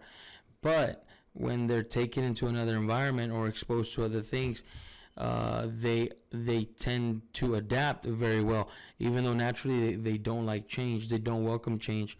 And again, it's for mental health reasons, because change brings forth fear in a phlegmatic, because they create safety nets, and those safety nets are what is familiar, or what has always been. That is a peace of mind to their mental health. That creates like these walls of familiarity and just safety. And so whenever you introduce change, now it's not saying that they can't change. They can change, but change has to be introduced differently into all four. And in this one, it's baby steps. Gradually. And the best way, if you are well, or if you're friends with a well or married to a well, which is a phlegmatic person, is you introduce innovation or change or progress, but by allowing them to keep some familiarity. Yeah. So that you're being considerate of their mental health balance there by introducing something, but saying, hey, it's still safe. There's still something you recognize. There's still something you know. It's still gonna be the same facility. It's gonna be the same people. We're doing this a little bit different. Correct. Try it out. If it doesn't work, we can always come back. Correct. So a phlegmatic is very logistical, and logistical not in an Urchin way, not in a systematic flow way, but logistics. Really, when we understand logistics give us a peace of mind, because we know where something is going. We know how long it's going to take, and not for information purposes, not because we love information and we need to know how it works. No, but logistical in the sense that it's safe to say that it will arrive at this date. We're talking about, an Amazon package or something. So the logistics of things bring comfort to the phlegmatic mindset. Mm-hmm. Yeah. And the whales are also they're the most by nature selfless. Yes, extremely, extremely selfless, and that's also a good thing and a bad thing. Their selfless nature obviously is going to benefit others, is going to help others, definitely, without a doubt. However, that selfless nature also makes them victims. Pushovers. Correct. Especially of all of them, yes, they can be victims of the shark, but I would more say to the dolphins, because the dolphins can be selfish takers, where, again, they don't get the hint that it's been enough. They can be, on their negative side of nature, can be inconsiderate, and again, adding their exaggerating nature, they can exaggerate the need for something that they don't really need. So they'll justify and exaggerate the why they need it and take it. And then the weakness of the phlegmatic of the well plays perfectly, because they can't say no, because they care so much, because they feel so guilty of not only what will the other person think, but how will I feel later about having said no? Could I live with that? And the answer is usually no. So the phlegmatic is very non-confrontational. Might even say no just for the fact that, oh my gosh, I was like dying inside of just stress or anxiety, and I just rather not complain, and I just let it go. Yeah. That's good. So I've come across multiple people, and it hasn't came from you, so I want to know what. And to me, it's pretty far fetched, but I know people have been using the word a lot. Becoming a chameleon. Okay, so you didn't hear that from me, right? No, for sure. That's why. Okay, that's why I haven't introduced that yet. But yes, I'll explain a chameleon. I have not introduced that yet to Roger. I have not introduced that yet to the current client we're working with, where I met Roger. Due to the fact that when I introduced the word chameleon too early, all of a sudden everybody and their grandma's a chameleon. So, what is a and then for the soft wells, when I explain the purpose or the benefits of being a chameleon, that's like so horrible. Like, I can't believe you're the nastiest, ugliest, most horrible person in the world. The fact that you would even find benefit in being a chameleon. But and again, it turns on or turns off people for different motives. For the dolphin, it's just gonna be like exciting, like a chameleon. I want to be a chameleon. For the shark, it's gonna cater to the ego and say, "Oh yeah, I'm a chameleon. I can do those things." So do it, I can do it. Exactly. So it becomes a challenge that they can achieve, but it doesn't matter. Any of the four personalities can become a chameleon. Let's start off with that, because people tend to stereotype that it's only a shark, and it's not true. Now again, that does not introduce a fifth category. Let's clarify that also. It is absolutely not a fifth personality. No, it's essentially, let me give you an example. If I speak English, I'm a medical interpreter. I don't know if I mentioned that in the beginning, but if I speak English fluently and I speak Spanish fluently, and that makes me bilingual, it doesn't mean I just invented a third language. It means that I am someone who can function and flow in more than one language. So what a chameleon is someone who can function and flow in all four languages.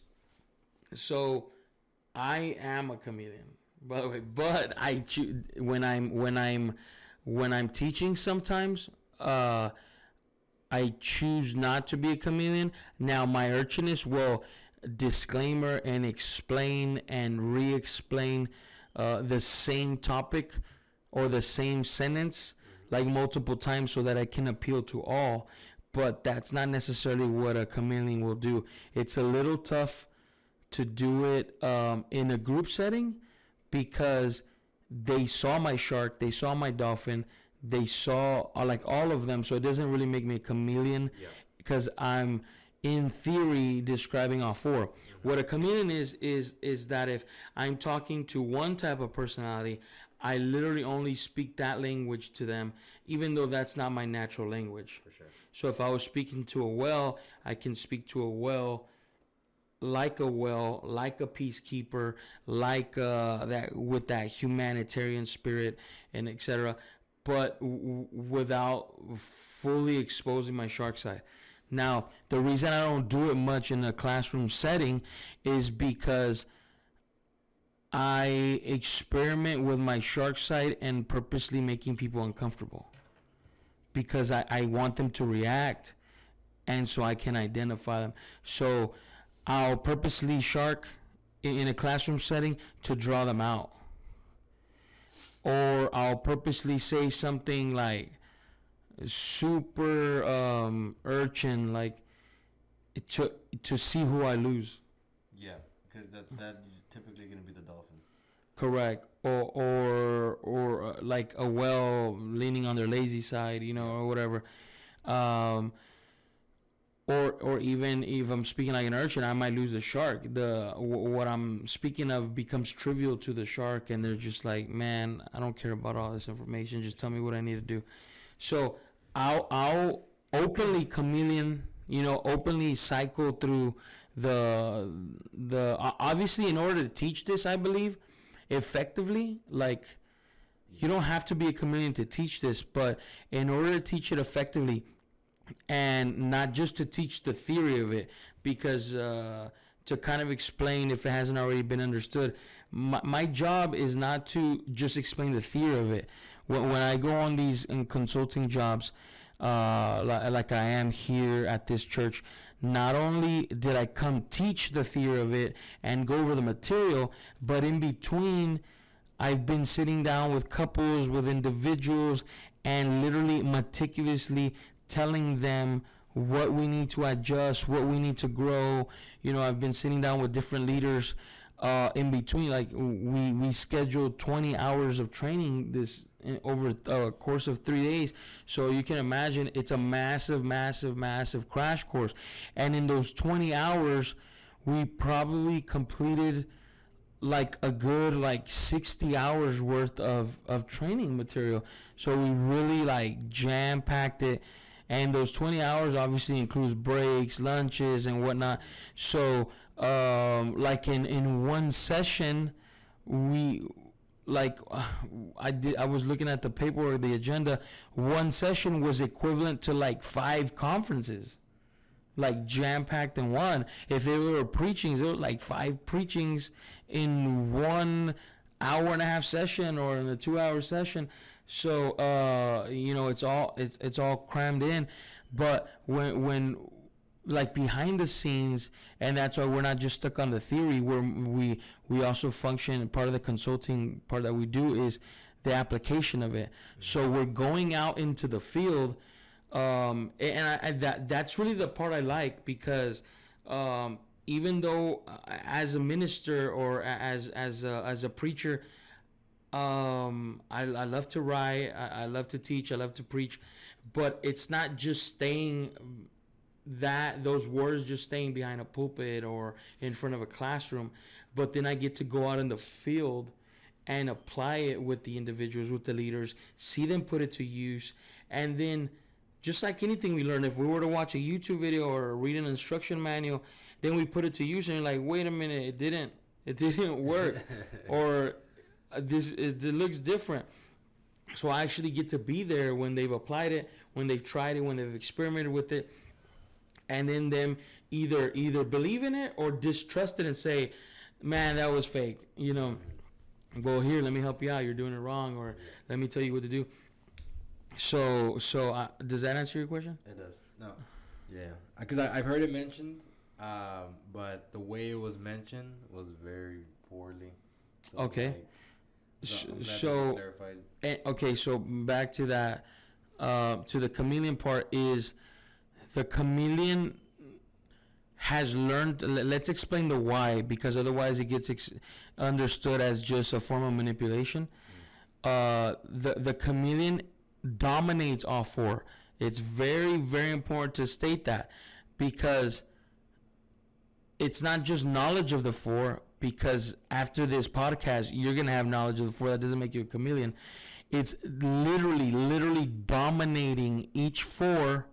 And that's why I mentioned my field work after the classes, like behind the scenes, before and after of the seminars we give, because only the chameleon would be able to do field work.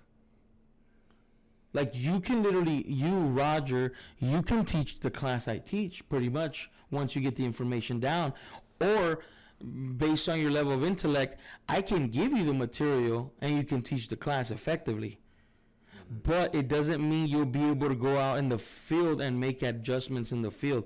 Only a chameleon can do that, because someone who's not a chameleon, then I would be forced to say, let's say I really wasn't a chameleon, and then I'm done with the seminar, I've worked all 3 days, or I'm done day 1, and then I get thrown out in the field, and they say, hey, look, this was literally our schedule last time. for breakfast, we're meeting with this leader or this couple, and we're gonna deal with them on this issue, that issue. For brunch, you're over here with this other couple. For lunch, we're meeting someone else. For pre-dinner, we're over here. For dinner, and for late night, midnight snack, we're at another house. And so my wife and I, we wouldn't be able to do that if we weren't chameleons. For sure. Because then I would be forced to ask, can you only give me the sharks or can you only give me the urchins? Because that's the only one I know how to feed, and that's the only one I know how to nurture and mentor and allow them to grow. I wouldn't have, or I would be forced, let's say in this podcast, to wait, let me look at my notes and let me look at my textbook. So, yes, any of the four can teach a class about the four, but only a chameleon can make calls and adjustments out in the field. For sure, like real life situations. Correct. Because like it's in real time, like right now. So because of that ability to be a chameleon, if you remember when we were in the seminar, I was real blunt up front, and I say, I'm not afraid of being asked questions. Shoot me any question. Hit me with any question. Yeah. And then when people are like, awkward, I'm like, no, I'm being serious. Hit me with any question, because I've over-prepared, beyond prepared for every smart, stupid, lazy, dumb, ignorant question, whether you're trying to call me out, whether you're trying to shake me up. Yeah. I've prepared for that because I've anticipated all four personalities. For sure. So... that I hope that answers what a chameleon is. Yeah, that's good. I wasn't even sure if it was a real thing. Yeah, it is. I'll tell you who it came from. That's why I was like, nah. Who did it come from? I'm not gonna say it on the podcast. You could just imagine, though. No, I can't actually. Okay, well, I'll tell you after the podcast. Okay, another thing is, and this is something that when I would tell people, it'll just like I think I told you already. Their eyes will just open up. Compatibility when it comes to relationships, and that doesn't only.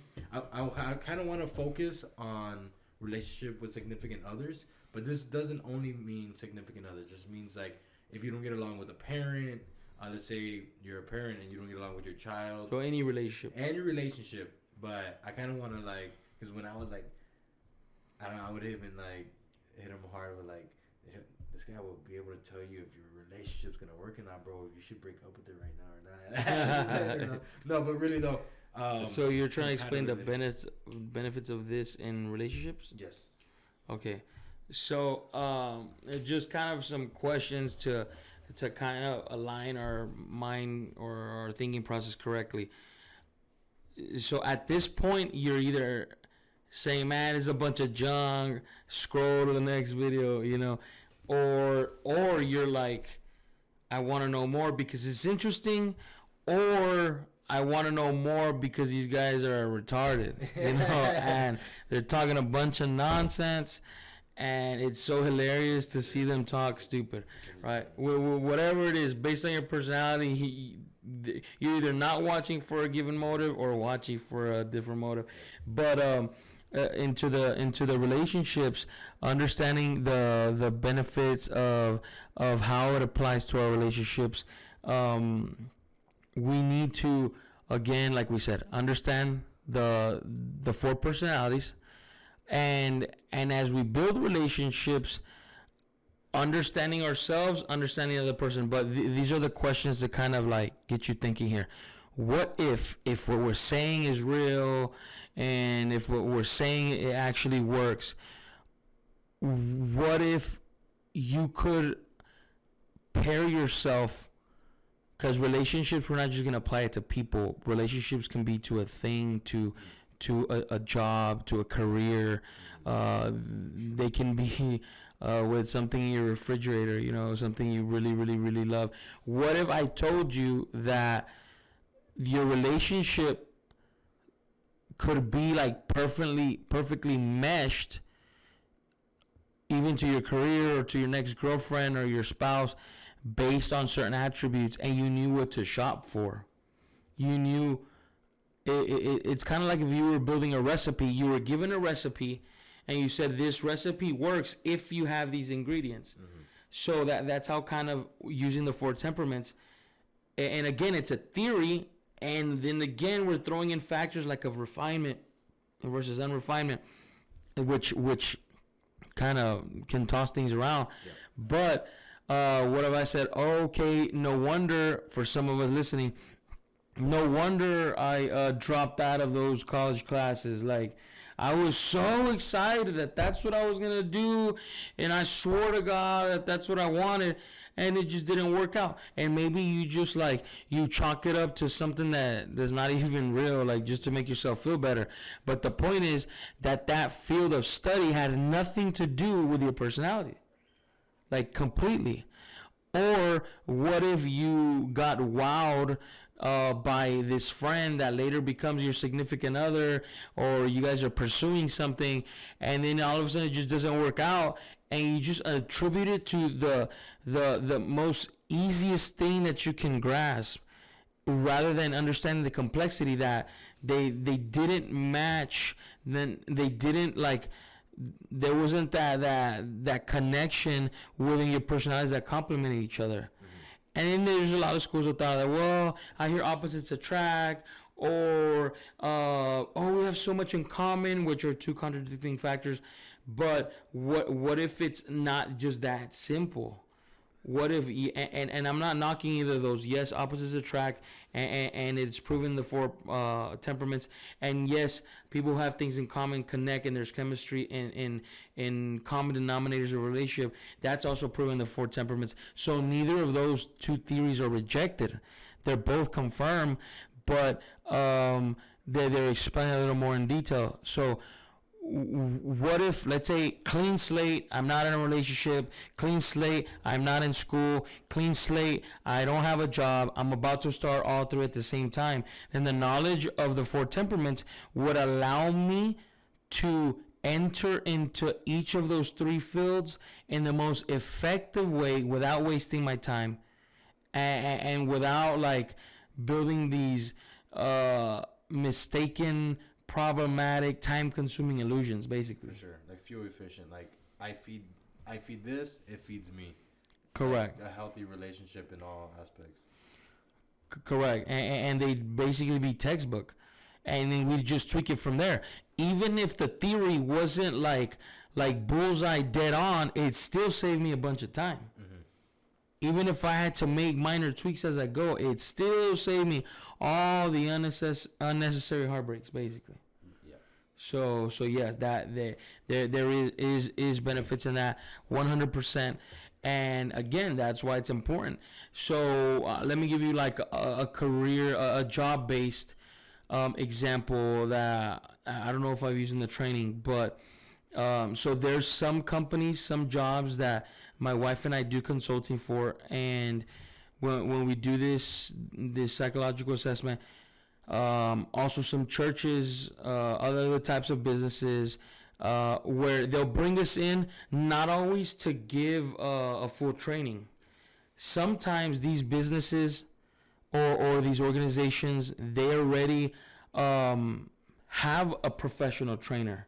Like, they already brought someone in that taught another school of training, but obviously about the 4 temperaments, but some other version, some maybe more complex or simpler version. Or there's so much material out there that you can buy regarding this. So sometimes there is, which, by the way, every corporate company out there, and maybe this seems familiar to you, or maybe you forgot and now you remember, oh, I've taken this class before. Because most big jobs, especially if they deal with a lot of people, or they have like a very strong HR environment, they'll actually hire a trainer, bring them in, and in your orientation, they'll cover this. Obviously, because of the level of priority that each company has.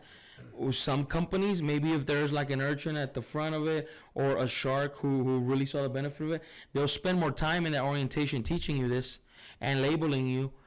Or some of them, they did like a 30-minute like rush through, and then everyone forgot about it and they don't use it.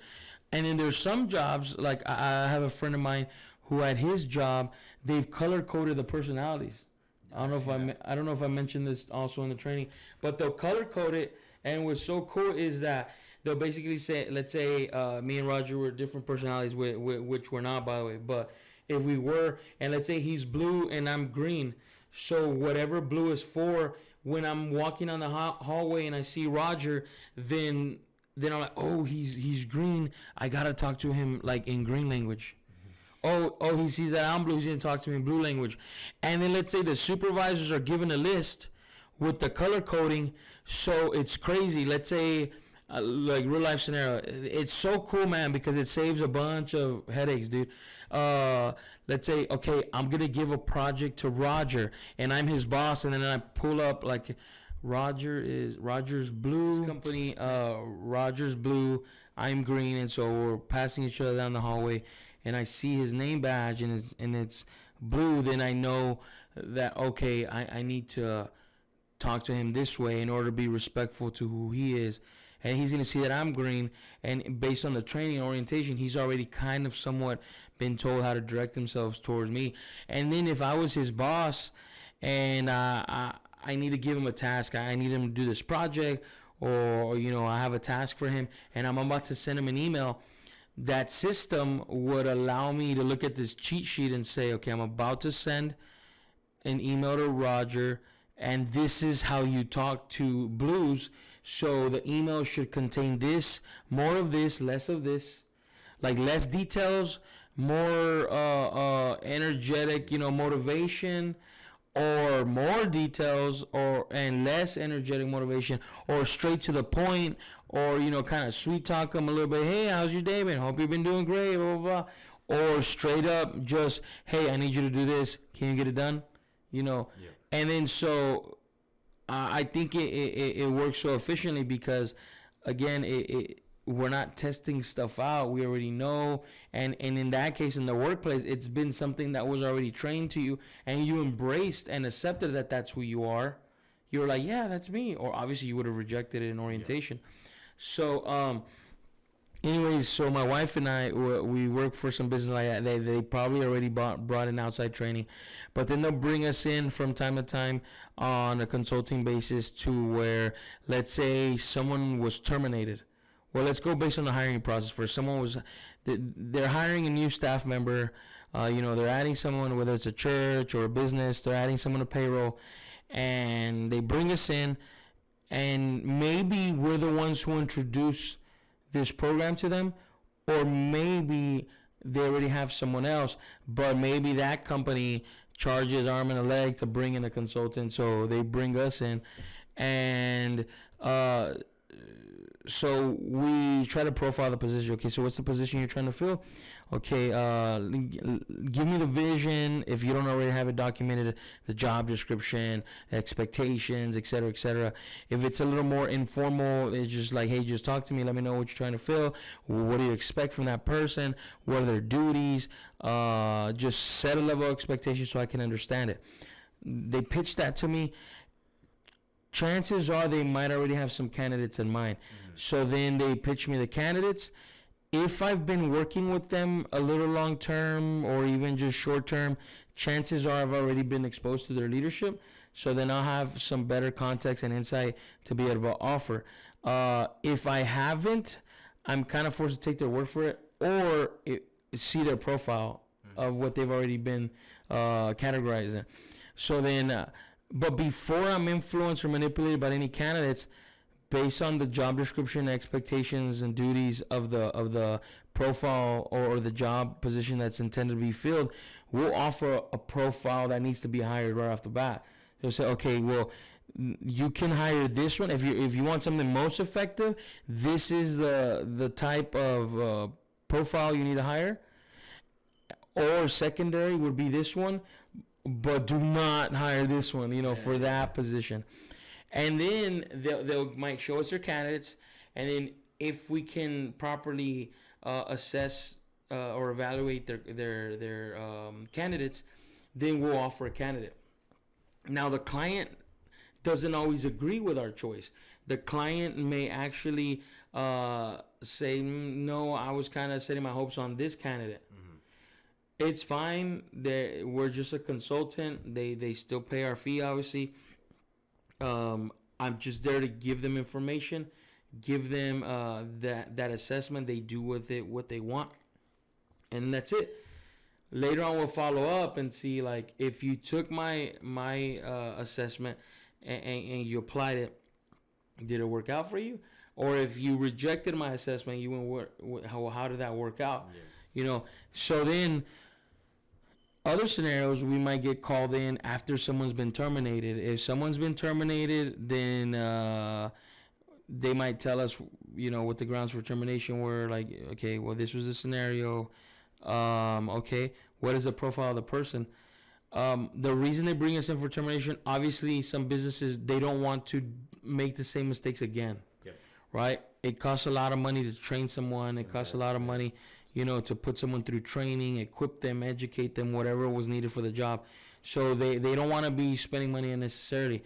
So they want to learn from their mistakes, obviously, if there was a mistake or if they hired the wrong person.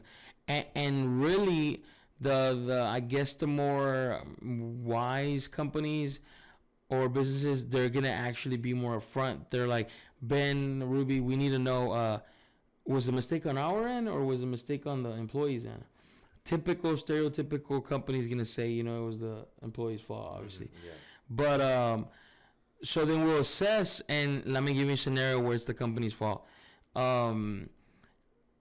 It's a bank or an office job, just average, you know, office corporate job. And the person was put in a back office, you know, the back office, filing clerk, you know, just filling out papers, filing away, not even filling out papers, just processing, sorting out, filing them properly. And maybe they're the only person in that office. There's like zero human contact, and they're doing that for 8 hours a day. The only time they get to have some human contact is on the way in from work as they cross all the way to the back of the office, on their lunch, if there's someone else in the lunch room, you know, the break room, and on the way out, you know, in the parking lot. Other than that, those other, you know, 7.5 hours or 7 hours, they're stuck in a room by themselves.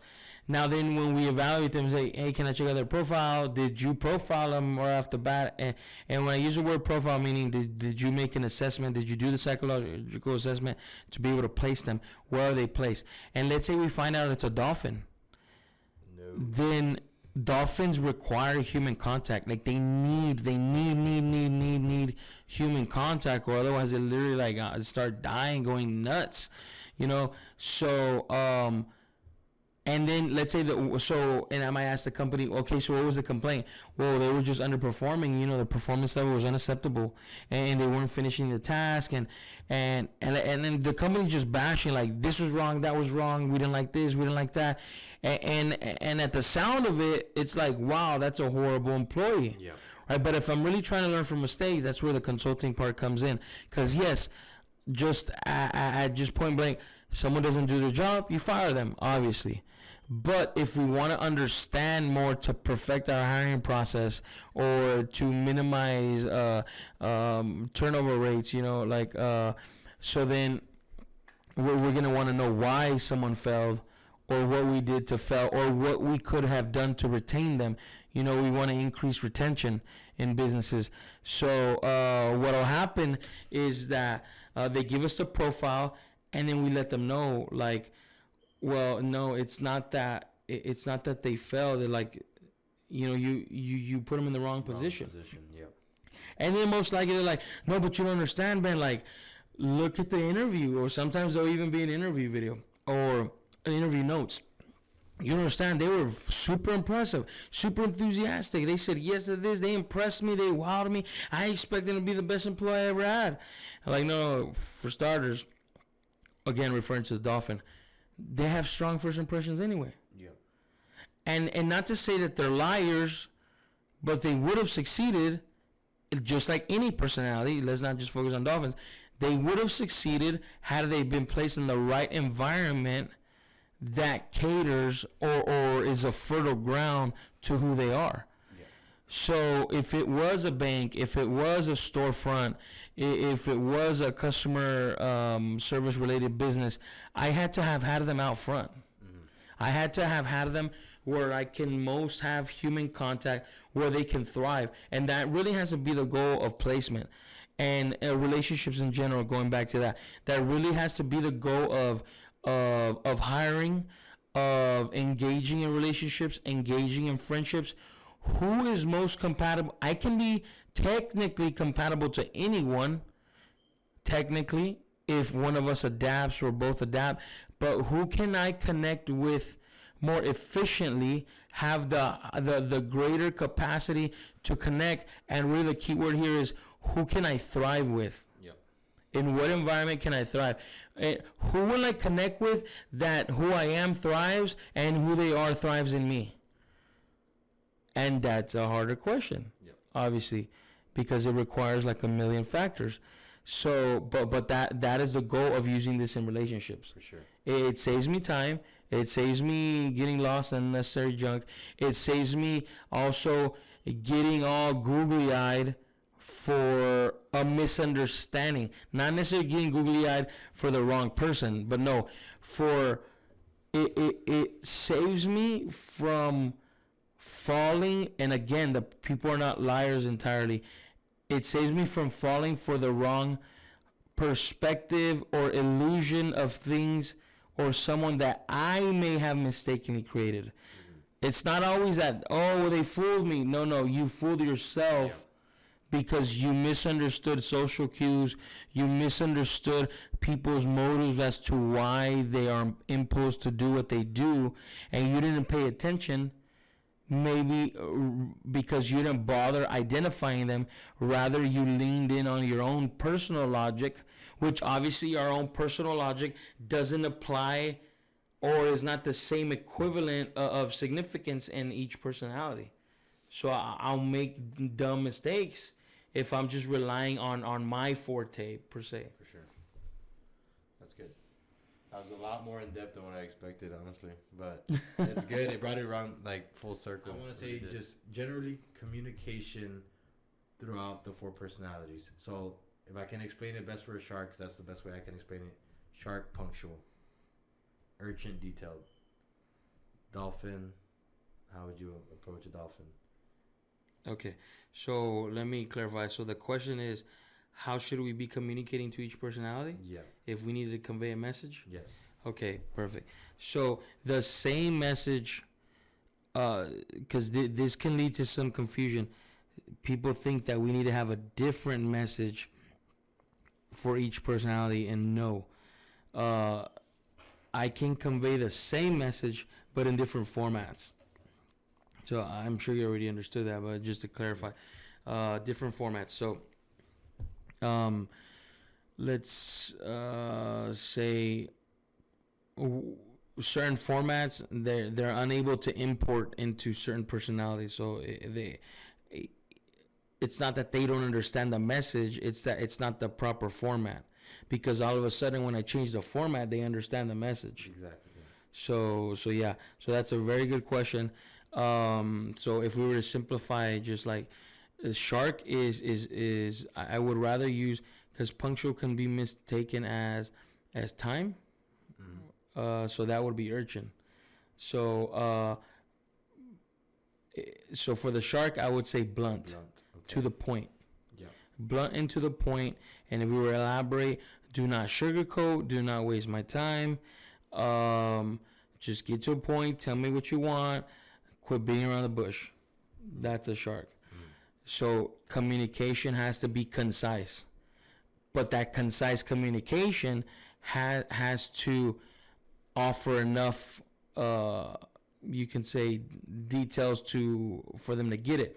But a shark is also going to communicate in a way that is vague.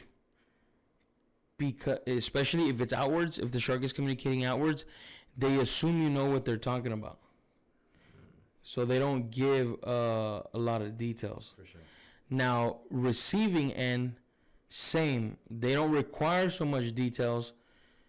Because since they're problem solvers, they fill in the blanks. Yeah, and they thrive and they like a little bit of freedom when it comes to a plan, right? Like Correct. However, that can be a bad thing when receiving, because since they're problem solvers and they tend to fill in the blanks, they might fill in the blanks the wrong way if the instruction was being given from an urchin. Mm-hmm.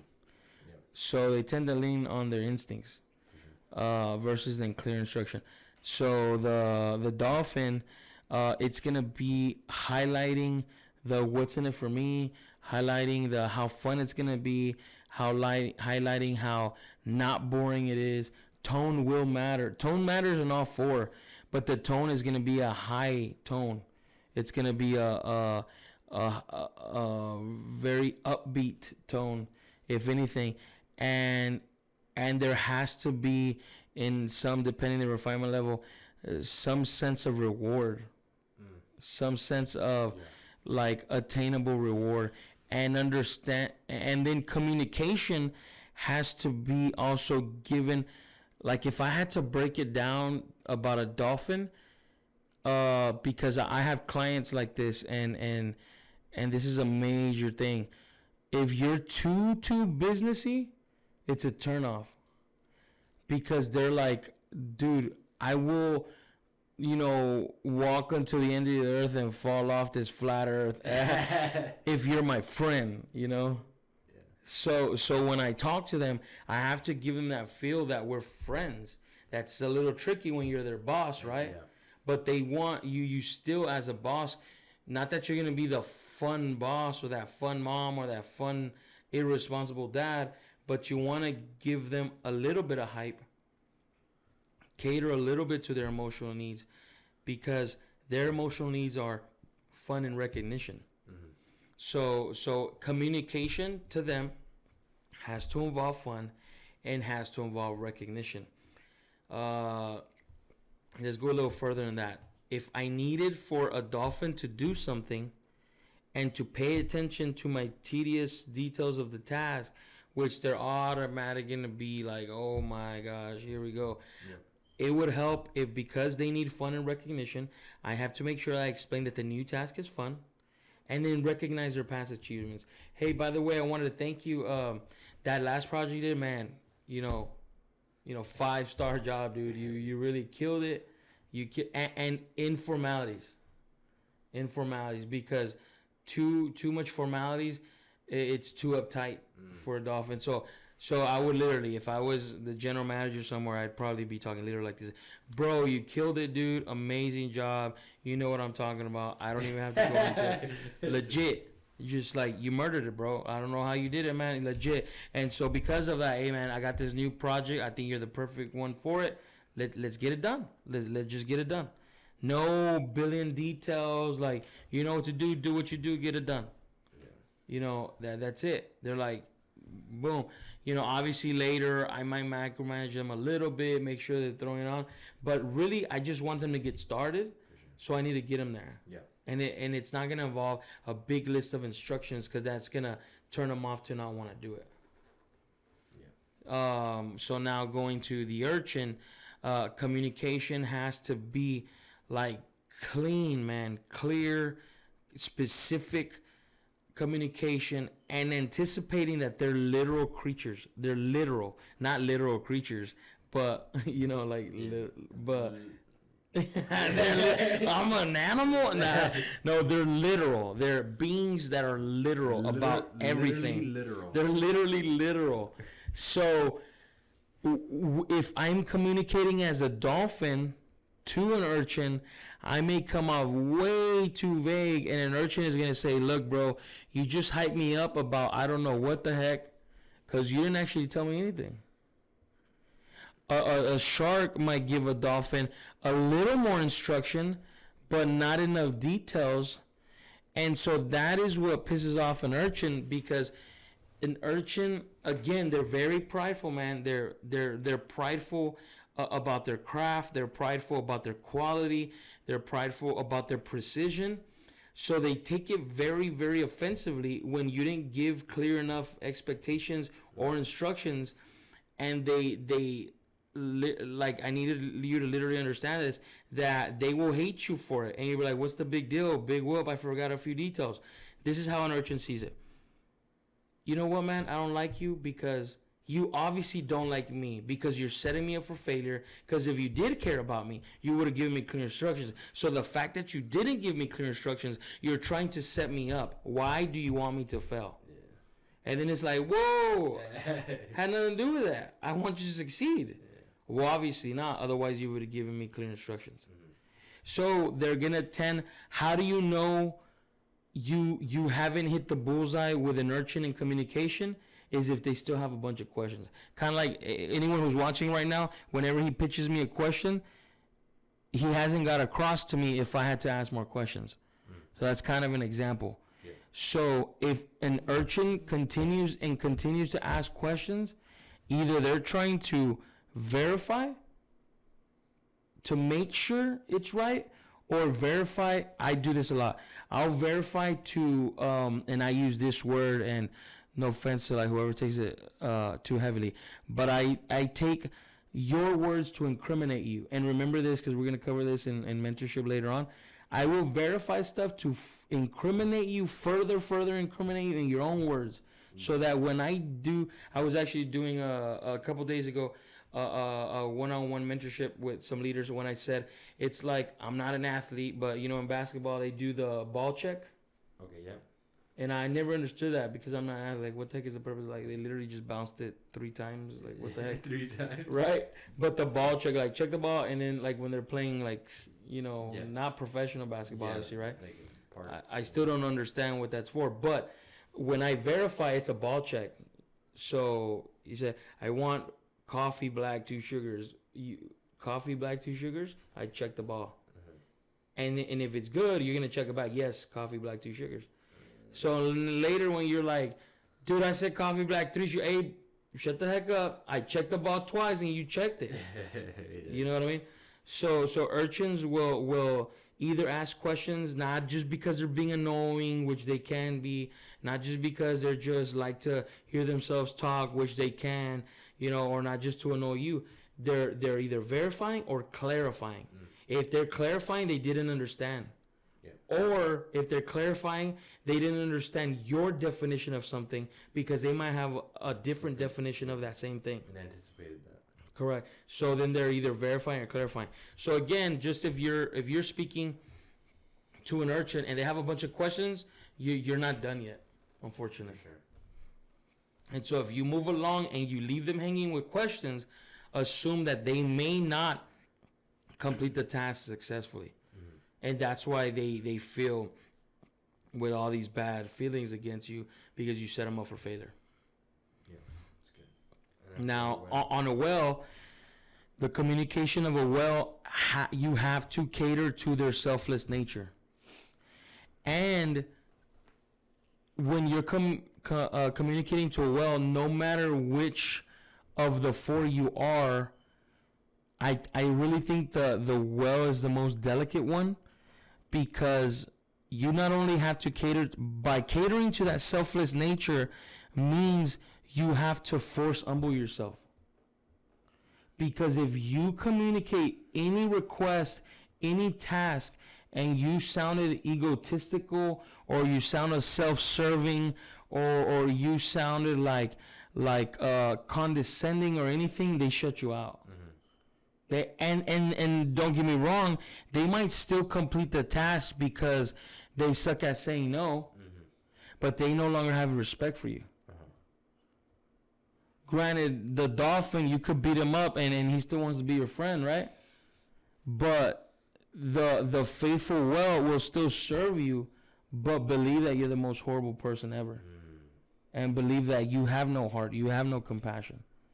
But the well needs to be inspired by, the best way I can explain it is by a spirit of a humanitarian spirit. So if I can cater to that, because they're peacekeepers, because they're like, let's save the whole world type. If my communication conveys how it can save the world, bro, they will jump on it. if it conveys how it can benefit others, how it can increase the satisfaction of others, or increase the ability or the comfort of others, or the efficiency of an environment to cater to others, then it's sign me up. Yeah. I want to make people's lives better. And you know they're going to be willing to do it. So again, to simplify it, how do I have to communicate it well? I have to communicate with love and compassion, really. For sure. And it'll affect them more if it has to do within their community, right? Like 100%. family members, loved ones, or even in the congregation. 100%. But let's say it didn't involve people, because there can be more realistic, practical examples that, well, how do I ask? Let's do this dumb scenario. I'm thirsty. I need to get a drink. This doesn't involve people. It doesn't involve a community. How do I ask? Right? So if I was talking to a shark, first of all, the shark's going to be offended at the fact that I'm asking them for something, because they're egotistical. They're like, nope, usually people get me stuff. Yeah. Right? So the first thing I do with a shark is like, hey boss, you mind you mind grabbing me a drink if you don't mind? I ask them for permission. They love being asked for permission. And I really stroke their ego, the fact that identifying their authority. And they're like, sure, buddy. They might respond to that. So I mark their authority, and then automatically they mark my inferiority. You know? I would say that a lot. And Chito, when I first started going to the church, I would say buddy a lot, like, yeah, buddy. And he messaged me later on that day, like, just let you know, I don't like to be called buddy. That little boy. That was so funny. Yeah, and look, that works for a shark. But if the shark is refined enough to know that, then they're like, they'll take it one of two ways. It'll be like a fellow salute, a fellow tipping of the hat, like, okay, thank you, and I'll return it back to you. Or it'll be like, what, you're trying to manipulate me? Like, what the heck? Yeah. But that boss phrase can be used towards all of them, and it'll just be uplifting for the other personality, especially the dolphin. But so if I was asking on the dolphin, if I was asking for this drink, again, I have to do fun and recognition. And let's be literal. It's a can, right? This is not a mixed drink. This was not some handcrafted drink from Starbucks. But it doesn't matter. It's what I make it to be. Even though it's literally going to be a can. Let's take this example literal. I need this can from the fridge. And so for the dolphin, because I need to cater to their exaggerating nature, their promoting nature. And promotion, in fact, is a form of exaggeration, which only is loosely based on actuality. The rest is hype, right? Yeah. So I need to cater to their emotional needs for fun and recognition, and use their tactics against them, which is hype, essentially.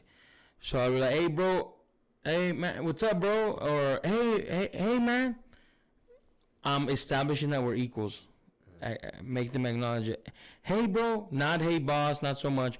Hey, bro, do you mind me getting me that drink from the fridge? You know you make the best drinks, right? And like, I do, but it's a can. You're right, I do make the best drinks, coming right up, you know? Oh, and then it's like, I got my drink. So, all right, so let's think of one for the urchin, man. This is hilarious. For the urchin, I need them, if I was really being creative here, I need to cater to their emotional need is respect, the need for respect and being right. One, they demand respect because of that meticulous absorption of knowledge, that precision in on their studious aspect of who they are. And then the need to be right because their logic says I didn't spend all this time to be wrong, and so I need to cater to those emotional needs. But it's gonna be tricky because they're prickly people, they're natural introverts, they're reserved, which means they're not gonna be the life of the party. So I'm already gonna turn them off if I come at them like, hey boss, or do you mind? They might just stare at me and look at me stupid. I can't come off fun because they're typically turned off by that. So I probably strike a conversation because they're trying to school me sometimes because of their knowledge. I'm like, man, let's say it's this that I wanted versus water or something. Like, man, I want to drink some water, but I'm thinking about an energy drink. I don't know. And let's say I do have some context. Maybe that person, or this is too loud of a drink, let's say. And so I'm like, maybe in their urchinness, they're going to say it's unhealthy and all this junk. And so, but I'm thirsty, period. So I'll settle for a bottle of water, you know. Like, man, I'm really thirsty. Man, there's some energy drinks in the fridge that I want. But I don't know, maybe I should drink more water. Well, you know what? You should drink more water because of this. Man, you know what? I think you're right, man. Do you mind doing me a huge solid and do you mind grabbing me one from the fridge? I need to drink more water. Yeah. You know, now all of a sudden they feel like he's taking my advice. Let me reward him with the thing that I just told him he needs. And he feels he schooled me. Yeah. So he gave it to me. You know, versus the well, same can. If I had to right now, and granted, I'm making these up on the spot, dude. So bear with me. It would be something like, their emotional needs are team and support. So they want to feel warm. They want to feel fuzzy in conversation. They don't want too much spotlight, not too much recognition because then they'll shut up. So I just might. It's all going to be about kindness, love, and compassion. My question or my asking of something cannot display any condescending like spirit at all. Cannot display any form of authoritarian, type of language, nothing like that. It has to be humble. I have to convey and mirror their love and compassion.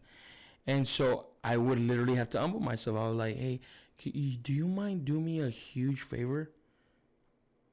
Sure. What is that? Man, I would so appreciate it if you can just grab that drink for me from the fridge. I'm so sorry to inconvenience you, but like I'm super thirsty. And they're like, oh no, you're not inconveniencing me. I don't mind. In their brain, it's like, wow, he cared about me. He asked me nicely, and I like to help people, so sure, why not? Yeah. And in parentheses, I suck at saying no. I was about to say that because like that's like the healthiest way to ask a well, but in correct. Actuality, like. You can definitely use and abuse them, and that's what ends up happening from other personalities. But remember, you're right 100%. But remember at the beginning of these examples, I want them. The purpose of these examples is how can I communicate something to them and then want to do it.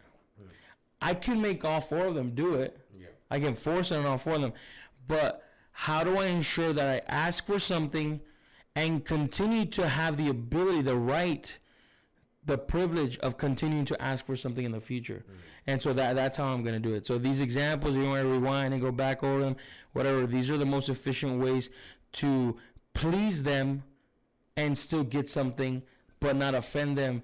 And then them thumbs up my way of asking.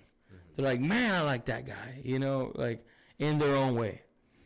But there was no red flags on their end, basically. For sure. Nice. Now, I spoke to you, like, literally right before the podcast about matching energy. And I feel like I told you before receiving this training, I feel like I kind of had my own little concept of communicating by identities, and this really brought it into full circle. And that's why I feel it's so important, especially when it comes down to communication, learning how to speak to people and kind of matching that energy. Exactly what you just said right now, learning how to have a healthy communication with others.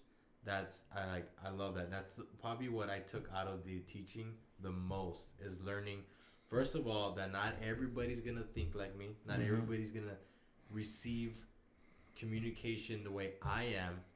And two, how to effectively formulate a team or just have a healthy relationship with all four of these personalities. Because that's something that I struggled with in the beginning of my job, management, is that I thought I would get so frustrated. Why don't these people get on the ball? Why can't they just be doers? Why do they need more information? Why can't you just be quiet and just get to work? Listen to the instructions. And it's kind of getting rid of something that I always thought my whole entire life, and I believe a lot of the people watching this podcast had this mentality, is a one size fits all. Correct. That mentality of it has to be this way.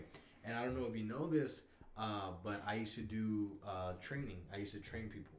I had classes. I used to do personal training. So I had, I don't know if you saw the YouTube video that I recently made, the four steps. I know you saw the preview, and I know I asked you what you thought about that. But I basically give 4 principles into physical transformation. And I altered that very recently based on one, my own self realization of not everybody's the same, and secondly, the teaching kind of just confirmed it, that not everybody has the same motives, right? Correct. And that's kind of that's what I've taken out of this teaching the most. One is just coming to terms that not everybody is going to think like me. That's good, man. Yes, and when we understand that, like you were saying, you trained before, it's easy with all this information to complicate this, but to simplify is, no matter what you're doing, what you're trying to bring across, whether it's training material, whether it's a given class, whether it's a given statement, whether it's a given request, whatever declaration you may have, whatever question, the message stays the same. The message doesn't change. The delivery system changes. The methodology of how it's delivered changes. So, kind of going back to a chameleon has perfected each delivery method, each angle methodology. They perfected that. Any one of us can understand the message. We technically all, when we request something, when we ask for something, when we demand something, we clearly know the message, no matter the refinement level. But it's the methodology that, when you said you felt they have to get, or why don't they understand, or they need to, or they have to. That's us not understanding the pivot of methodology, the pivot aspect, the interchangeable aspect of methodology, and wanting to force who we are on others, wanting to impose. And really, when we're doing that, we're actually being closed-minded. We're completely not considerate. Correct. And it's crazy because we accuse others of ignorance when in fact, and it goes again, it was not about information. And that's why I think if we're asking for something or teaching something as a teacher or giving instruction, that's why we assume we're not the ignorant ones and they're the ignorant ones, because we think it's about information. So we assume there's no way I can be ignorant. I'm the one with the information. Yeah.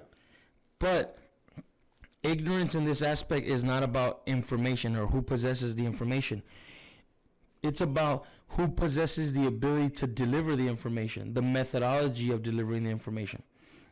So I can have that. I was explaining that to someone this week here in town, that I can have gold, man. I can have the answer to life, bro. I can have the cure to cancer. But if I don't understand my audience, and I don't understand the need for interchangeable methodology, no one's ever going to understand the cure. No one's ever going to understand the answer. So the question really is, do I care enough to successfully deliver the package? Or do I not mind, like if it's an Amazon package, like which UPS sucks, by the way, but do I not care that the package got lost or damaged on through the trip, through the logistics, and just eat it? It is what it is. Or I can't find my package. Oh well, I send it. And so sometimes when we're forcing our perspective on others, we're literally saying, you know what, I send the package. I don't care if you didn't get it. I don't care if it's destroyed. I don't care if it's broke. I send it. Your problem now. That's literally what we're saying. But when we perfect the delivery system, the logistical side of that, then we're saying, you know what, this person doesn't understand it. I need to pivot in my methodology. I need to understand the benefits of interchangeable methodology so I can deliver it the correct way. And you know what, that way didn't work. Let me change it. And let's look at that like at a literal, like that analogy. Let's take that literal. How annoying is it to be on the receiving end that you didn't get your package? That you exactly. Imagine if that company, you email that company, hey, listen, I haven't got my package yet. Well, I don't know, I sent it. Imagine if you were to get an email like that. How frustrating is that? That's basically what you're doing. Correct, and like that's why I mentioned UPS. You know, laughing about it, but it happens to me every week. Like my wife and I, because of the businesses we're in, or the business we do, the type of business that we do, we literally get multiple packages daily, like daily. And when it's delivered by Amazon, legit, you know, when it's delivered by even like some of the third parties from Amazon, legit, like the private, like I don't know if you know, but there's like private driver, like Uber style, like some dude will show up in a Toyota Corolla and is like, here, drop by your package. Like, what the heck? It's like an Uber version of delivery. And I love Amazon because it'll tell you like your package is 10 blocks away. Track it, and now it's 5 blocks away. Now it's 2 blocks away. You want to meet them outside or whatever. But every now and then, I guess I don't know what you would call that, they outsource to UPS. Kind of like contract? Yeah, and dude, UPS violates all the comments I left. Like the instructions, leave it at the door, ring the doorbell. And that's simple. Leave it at the door, ring the doorbell. That's it. By the way, dude, I have a coworker. He also works at UPS. Oh yeah. Shout out to him. Yeah, shout out to your trash company. No. I have a friend that works at UPS too, but he claims he's a good one. But what do you call it? The UPS driver literally, dude, the instructions are on the Amazon, but someone can say, well, that was on Amazon, it wasn't on the UPS website. You should log in and apply those settings in your UPS account. They are. What they'll do is they'll log it as business was closed or no one was available, so we didn't leave the package. What? Like, you literally violate. So what I'll do to kind of school them is, there is no direct number to the driver. Anyone knows that who's ever tried. There is also no direct number to the dispatch. There's only a 1-800 customer service number that has zero access to whatever. But if you bug them enough and really bug them, and after they tell you, sir, that's not possible, that's not, I don't even know where to go. Yes, you do, you little liar. Find them and put them on the phone, you know. So they'll actually call the dispatch. And I'll tell them, look, this is what I need you to do, and don't tell me it's not possible, because it's possible, and I do this all the time because your drivers violate this all the time. Call the dispatch, have the dispatch call the driver, and have the driver come back and drop off my package, because I'm not waiting another day, because he's going to do the same thing tomorrow and the same thing after that and the day after and the day after, and then it's going to be sent back to the sender. So please have him come out, or if not, I'll go meet him somewhere, but I need the package right now. And then one of two things happens. The driver comes back and like, dude, I'm so sorry, blah, blah, blah. And I'm like, look, dude, that's the door. That's like, literally told you to leave it by the bush. Please do that next time. Or they're so embarrassed that they'll come back and drop it and won't say jack. they'll just come back and drop it off. But yeah, so I don't even know why I was going into this rant. Well, we're talking about how the miscommunication or like sending the package The delivery package, the delivery system. So yeah, so you had mentioned, imagine being on the receiving end of complaining about it. So yes, of someone having the audacity to tell you, you know, that you're wrong, or that you didn't do it right, or you didn't order it right, or you should have done something, or that's how it is, just figure it out, no, it's not broken, you know, stuff like that. And so with delivering, I've always had issues, but yes, I understand that side of the concept is very important, but knowing that when and if someone is complaining about my delivery system, I mean, that should be like a tiny red flag, if anything, to tell me something's wrong with my delivery system. You know, so I every now and then I'm gonna have to understand that, okay, what if something is wrong with my delivery system? Can I make some adjustments? Can I tweak it? And I think, like, going back to Amazon, I think they've been that type that has said, you know what can I perfect? What can I better? Because it's always changing. They didn't used to have that system where it's tell you it's 10 blocks away. Because that will ensure that someone doesn't steal your package, really. Kind of gives you an opportunity to meet the driver. They'll also do now where they take a picture of it and they send it to you. Like, it's on the door, and then you get a notification. You pull it open. They left proof that they left it at your door. So, like, once going back to the 4 temperaments is, we need to anticipate that there may be a misunderstanding, may be some form of miscommunication, and reaffirm, find a fix, whether it's reaffirmation, whether it's checking the ball, like we said, asking them to verify or to clarify anything they've missed, but not assuming that because I delivered it, it was received successfully. Yep, makes a lot of sense. Yep.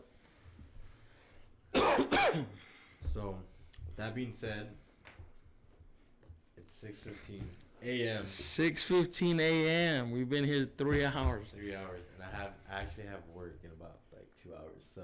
Dang. And I was supposed to be on the road to Houston like 15 minutes ago. Yeah. So, with that being said, we're gonna go ahead and wrap up today's show. If y'all would love to see Ben hop back on the podcast, whether that be in person or through a call, like Discord call, Skype call, something like that, make sure y'all leave that down in the comment section below. Leave tons of feedback. A bunch of interaction in all of these videos is going to push the algorithm. It's going to push the channel to get noticed more. That's gonna help me out. That's going to help the podcast out for the future. So, again, if y'all want to see Ben come back, I would love to have him back.